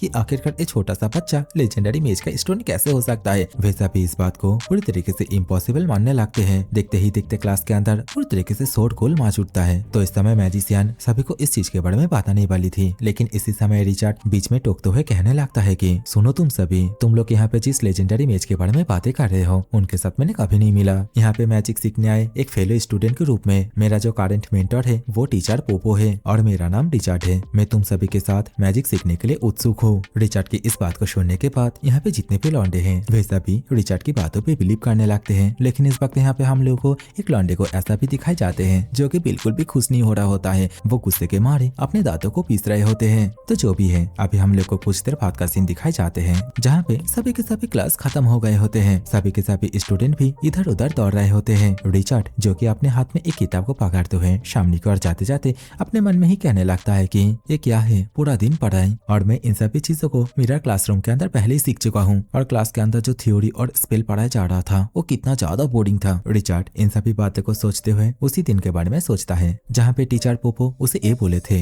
रिचर्ड अगले वीक तुम ऑफिशियली कैंपस लाइफ का हिस्सा बन जाओगे। तो रिचर्ड शौक होते हुए पूछता है, टीचर क्या आपने ये नहीं कहा था मेरा जो मैजिकल नॉलेज है वो बाहर सीखने वाले जितने भी स्टूडेंट है उन सभी से काफी हाई जा चुका है? तो टीचर पोपो कहने लगते हैं कि तुम्हारी प्रतिभा के कारण ये वास्तव में ही सच है। मैजिकल नॉलेज सीखने की तुम्हारी गति मेरी इनिशियल एक्सपेक्ट से काफी आगे निकल चुकी है। 7 महीने पहले उस दिन रात को तुमने जो फायरवर्क सेट किया था और तौर अपना पहला मैजिक भी तैयार किया था। सच बोलो तो रिचर्ड, जनरल मैजिक एकेडमी के प्रोग्रेस को हैंडल करने के लिए तुम ऑलरेडी फुल्ली कैपेबल हो चुके हो और जिस कारण के लिए तुम्हें इस मिरर क्लासरूम के अंदर और 7 महीने तक रहना पड़ा वो सिर्फ तुम्हारी एज इजी था, दूसरों के मुकाबले तुम एकदम बच्चे लगते हो। टीचर पोपो की बातों को सुनने के बाद रिचर्ड बहुत ही ज्यादा शॉक हो जाता है, लेकिन वो यहाँ पे और कुछ दिनों तक रुकने का प्लान बनाता है। टीचर पोपो से कहता है, बच्चा वो तो मैं अभी भी हूँ। तो टीचर पोपो कहने लगता है कि ना बेटा ना, तुम्हें और रुकने नहीं दिया जाएगा, और ये लेजेंडरी मैच के साथ साथ मेरा भी खुद का डिसीजन है। यहाँ पे लेजेंडरी मैच के नाम को सुनने के बाद रिचर्ड कहने लगता है कि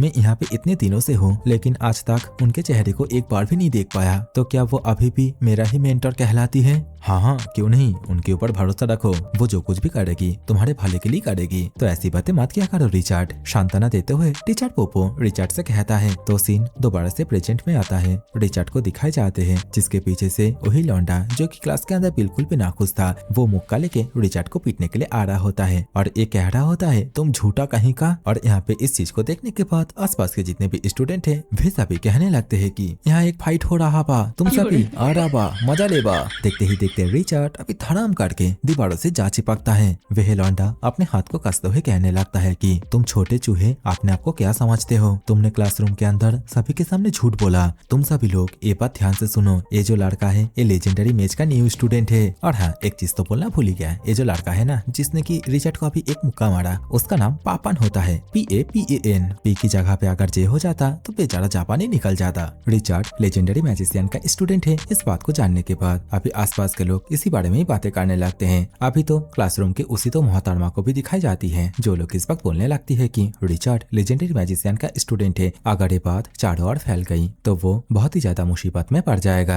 और यहाँ पे हम लोगों को पापान के लेवल के बारे में भी पता चलता है, जो कि 2 लेवल पर होता है। पापान अभी रिचर्ड से कहने लगता है कि सच में तुम काफी चालाक हो, और क्या तुम्हें ये बात पहले से ही पता था कि मैं तुम्हारे साथ झगड़ा करने वाला हूँ, और फिर भी तुम लेजेंडरी मैच के स्टूडेंट होने के स्टेटस को स्वीकार नहीं करते? वाह रे बेटा वाह, मैं पूरे दिन तुम्हें क्लासरूम के अंदर सहता रहा, बस स्कूल के बाद इसी मोमेंट के लिए आज मैं भी देखूंगा कि आखिरकार तुम्हारे पास कौन सी एबिलिटी है जिसके कारण तुम लेजेंडरी मैच के स्टूडेंट हो। पापान की ये कहने के साथ ही इस वक्त हम लोग को एक लड़के को दिखाए जाते हैं, जो कि इस वक्त अपने साइड वाले लड़के से कह रहा होता है कि क्या यह सब तुम्हारा किया हुआ है रैंडोल्फ? उस बच्चे की जानकारी अपने नए लड़की उस लेवल 2 मैच पापान को दे देना। तो रैंडोल्फ कहने लगता है, बकवास मत करो मायनी, वो पापान जो थोड़ी सी टैलेंट मिलने पर खुद को बहुत कुछ समझने लगता है, मेरा लड़की नहीं है, मैं तो बस उसकी सेल्फ स्टीम थोड़ी देर के लिए उधार लेकर यह टेस्ट करना चाहता था कि ये नया बच्चा असल में कितना भारी है। रैंडोल्फ की बात को सुनने के बाद दोबारा से वही लड़का जिसका नाम मायनी बताया गया है, वो कहने लगता है कि रैंडोल्फ आग से मत खेलो, अगर वो बच्चा किसी भी खतरे में पड़ता है तो तुम भी जो कि खुद लेजेंडरी मैच का ही स्टूडेंट हो, इन सभी चीजों से बाहर नहीं जा पाओगे, तुम्हें भी पनिशमेंट मिलेगी। तो रैंडोल्फ कहता है, बिल्कुल भी टेंशन मत लो, चीजें एकदम ठीक रहेगा। सीन दोबारा से चेंज हो जाता है। इस वक्त हम लोग को पापान को दिखाए जाते हैं, जो कि रिचर्ड के कॉलर को पकड़ के रिचर्ड से कह रहा होता है कि हे, क्या तुम्हें डर लग रहा है? मेरी बातों का आंसर दो, तुम कमजोर कहीं के किसी कमजोर कछुए की तरह साइलेंटली मत रहो। पापान की ये कहने के साथ ही इस वक्त सीन 7 महीने पहले जाता है, जहाँ पे समय रिचर्ड एक डंडे को लेके मोटे लकड़ी के ऊपर जोर जोर से बाढ़ काटा होता है। यहाँ पे बेचारा रिचर्ड थकान के मारे टीचर पोपो से कहने लगता है कि क्या यहाँ पे मैं मैजिक सीखने नहीं वाला, तो आखिरकार मैं इस वुडन स्टिक के ऊपर क्यों बाढ़ काटे जा रहा हूँ? तो टीचर पोपो रिचर्ड से कहने लगते हैं कि रिचर्ड, एक अच्छा मैच का मतलब ये नहीं है कि सिर्फ मैजिक सीखना, तुम्हें कंटेनर के हिसाब से एक स्ट्रॉन्ग बॉडी की भी जरूरत है, जिसके अंदर तुम बहुत ही स्ट्रॉन्ग और बहुत ही बढ़िया मैजिक फ्यूचर में कैरी कर सको। तो अगले 5-6 महीने के लिए तुम मेरे ही इंस्ट्रक्शन को फॉलो करो। टीचर पोपो की बात को सुनने के बाद रिचर्ड भी इसके लिए एग्री हो जाता है, और उसके बाद से ही हर एक दिन भारी भारी वेट लेके उठक बैठक लगाना, साथ ही साथ मैजिक सीखना और तोड़ लकड़ी से बनी हुई पिलर के ऊपर जोर जोर से मुक्का भी मारना, इन सभी चीजों को करता रहा। अभी सीन दोबारा से प्रेजेंट में आता है। रिचर्ड इस समय पापन के कारण बहुत ही ज्यादा गुस्सा हो गया होता है। वो इस वक्त गुस्से के साथ पापन के हाथ को कस के पकड़ लेता है, और देखते ही देखते पापन के बहुत ही ज्यादा करीब आके पापन के चेहरे के ऊपर बहुत ही जोरदार एक पंच को लॉन्च कर देता है, और इससे पापन हवाई हवाई हो जाता है, उड़ता हुआ पीछे दीवारों से जा टकराता है। कुछ देर पहले जो दोनों लड़कियां रिचर्ड के लिए परेशान हो रही थी, वही दोनों इस वक्त बहुत ही ज्यादा सरप्राइज हो जाती है। अभी तो बेचारा रैंडोल्फ ही इस चीज को देखने के बाद बहुत ही ज्यादा शॉक हो जाता है। इसी समय रिचर्ड पापन से कहने लगता है कि कुछ देर पहले तुम मुझे कमजोर कह रहे थे, लेकिन तुम तो मेरे से भी ज्यादा कमजोर हो। साइड में खड़ा हुआ पापन के दोस्त पापन का फिर उड़ाते हुए पूछने लगता है, पापन क्या तुम ठीक हो? और देखो वो लड़का तो यहाँ से जा रहा है। तो इस समय पापन बहुत ही ज्यादा गुस्सा हो जाता है, हाथ में मैजिक को एक्टिवेट कर लेता है, और इसके साथ ही फायरबॉल से रिचर्ड के ऊपर अटैक करते हुए बोलने लगता है, मैं एक लेवल 2 का मैच हूँ, तो मुझे हल्के में मत लो। पापन के अटैक को अपनी ओर आता हुआ देखने के बाद रिचर्ड रिचर्ड भी अभी अपना जो मैजिक है उसे एक्टिवेट कर लेता है और देखते ही देखते पापान का जो मैजिक है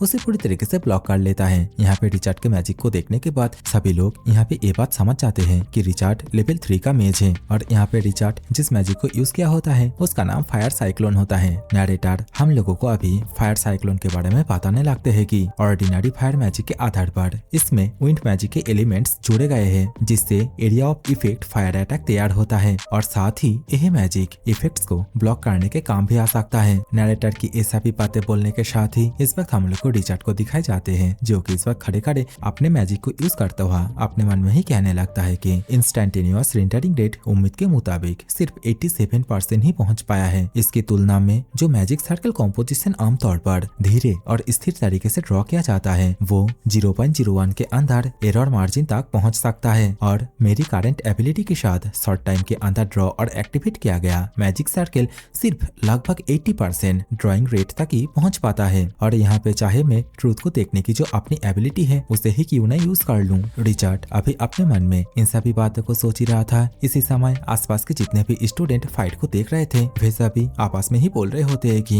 यहाँ पे रिचर्ड लेवल 1 पे होने के बावजूद लेवल 3 के मैजिक को यूज कर पा रहा है और यहाँ पे उसका जो मैजिक ड्रॉइंग रेट है वो भी काफी ज्यादा ह्यूज है। सच में जैसा कि एक्सपेक्ट किया जा सकता है लेजेंडरी मैच के एक स्टूडेंट से। वे सभी की बातों को सुनने के बाद रिचर्ड भी यहाँ पे बहुत ही ज्यादा परेशान होने लगता है क्योंकि वो यहाँ पे लेजेंडरी मैच के नाम से किसी का भी अटेंशन लेना नहीं चाहता। इसी समय हम लोगों को रैंडोल्फ को दिखाए जाते हैं जो कि अपने पास से एक स्क्रोल को बाहर कर निकाल लिया होता है और इसके साथ ही स्क्रोल को पापान की ओर ही फेंक के मारता है। पापान यहाँ पे शौक तो होता है लेकिन वो यहाँ पे स्क्रोल को ले लेता है। रैंडोल्फ खुश होते हुए पापान से कहने लगता है कि मैंने तुम्हें पहले क्या कहा था उस बात को भूल मत जाना। जब ये सब कुछ खत्म हो जाएगा तब मैं अपने फैमिली नेम को यूज करके तुमको लेजेंडरी मैच का एक स्टूडेंट बना दूंगा। रैंडोल्फ की ये कहने के साथ ही इस वक्त हम लोग को रिचर्ड के और का सीन दिखाए जाते हैं जहाँ पे रिचर्ड जल्दी जल्दी से इस जगह से निकल जा रहा होता है। लेकिन इसी समय आसपास के स्टूडेंट बहुत ही ज्यादा पैनिक करने लगते हैं। कहने लगते हैं कि ओ देखो पापान की ओर देखो। तो इस समय कैमरा एंगल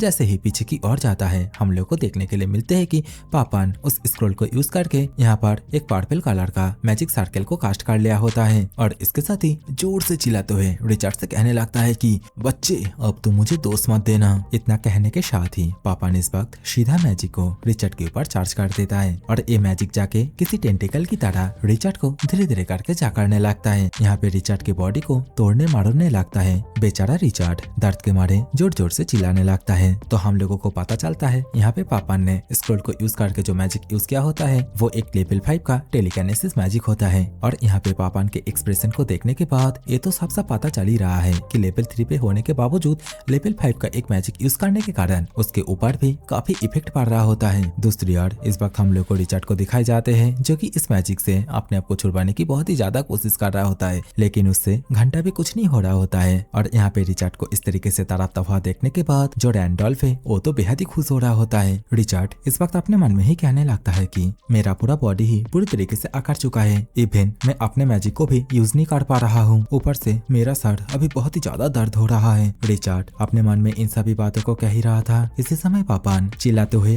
रैंडोल्फ से कहने लगता है कि इतना काफी होना चाहिए, तुमने उस बच्चे को एक सही सबक सिखा दिया है। तो यहाँ पे रैंडोल्फ और थोड़ी देर के लिए उसको मैजिक को यूज करने के लिए बोल देता है। तो इस समय पापान कहता है अगर मैं इसे और ज्यादा देर तक यूज करूंगा तो ये लड़का पूरी तरीके से पागल हो जाएगा। तो रैंडोल्फ थोड़ा भारी टोन में कहता है मैंने कहा थोड़ी देर के लिए और वेट करो, मैं देखना चाहता हूँ कि आखिरकार ये लड़का क्या कर सकता है। अगर तुम यहाँ पे उसको पागल भी बना देते हो तो वो भी बुरा नहीं होगा। रैंडोल्फ की ये कहने के साथ ही इस वक्त हम लोग को रिचर्ड को दिखाए जाते हैं जो कि धीरे धीरे करके अपने बॉडी के ऊपर से कंट्रोल को खो रहा होता है और देखते ही देखते रिचर्ड के बॉडी से शैडो एनर्जी रिलीज होने लगती है जो कि धीरे धीरे करके पापान की ओर जाने लगती है। और कुछ ही समय के बाद ही ये शैडो एनर्जी पापान के बॉडी के ऊपर पूरी तरीके से हावी हो जाती है। तो पापान यहाँ पे साइड इफेक्ट के कारण स्क्रोल को छोड़ता हुआ अपने सिर को पकड़ के जोर से चिल्लाता है और सीन यहीं पे खत्म नहीं होता। पापान बेचारा अपने सिर को पकड़ के फ्लोर के ऊपर ही इधर उधर रगड़ रहा होता है। दूसरी ओर इस वक्त हम लोगों को रिचर्ड को भी दिखाए जाते हैं जो कि अभी बेहोश होके पड़ा हुआ था। तो अचानक से पापान को इस तरीके से गिरता हुआ देखने के बाद और तो और टीचर आके उसे ना पकड़े, इसके कारण रैंडोल्फ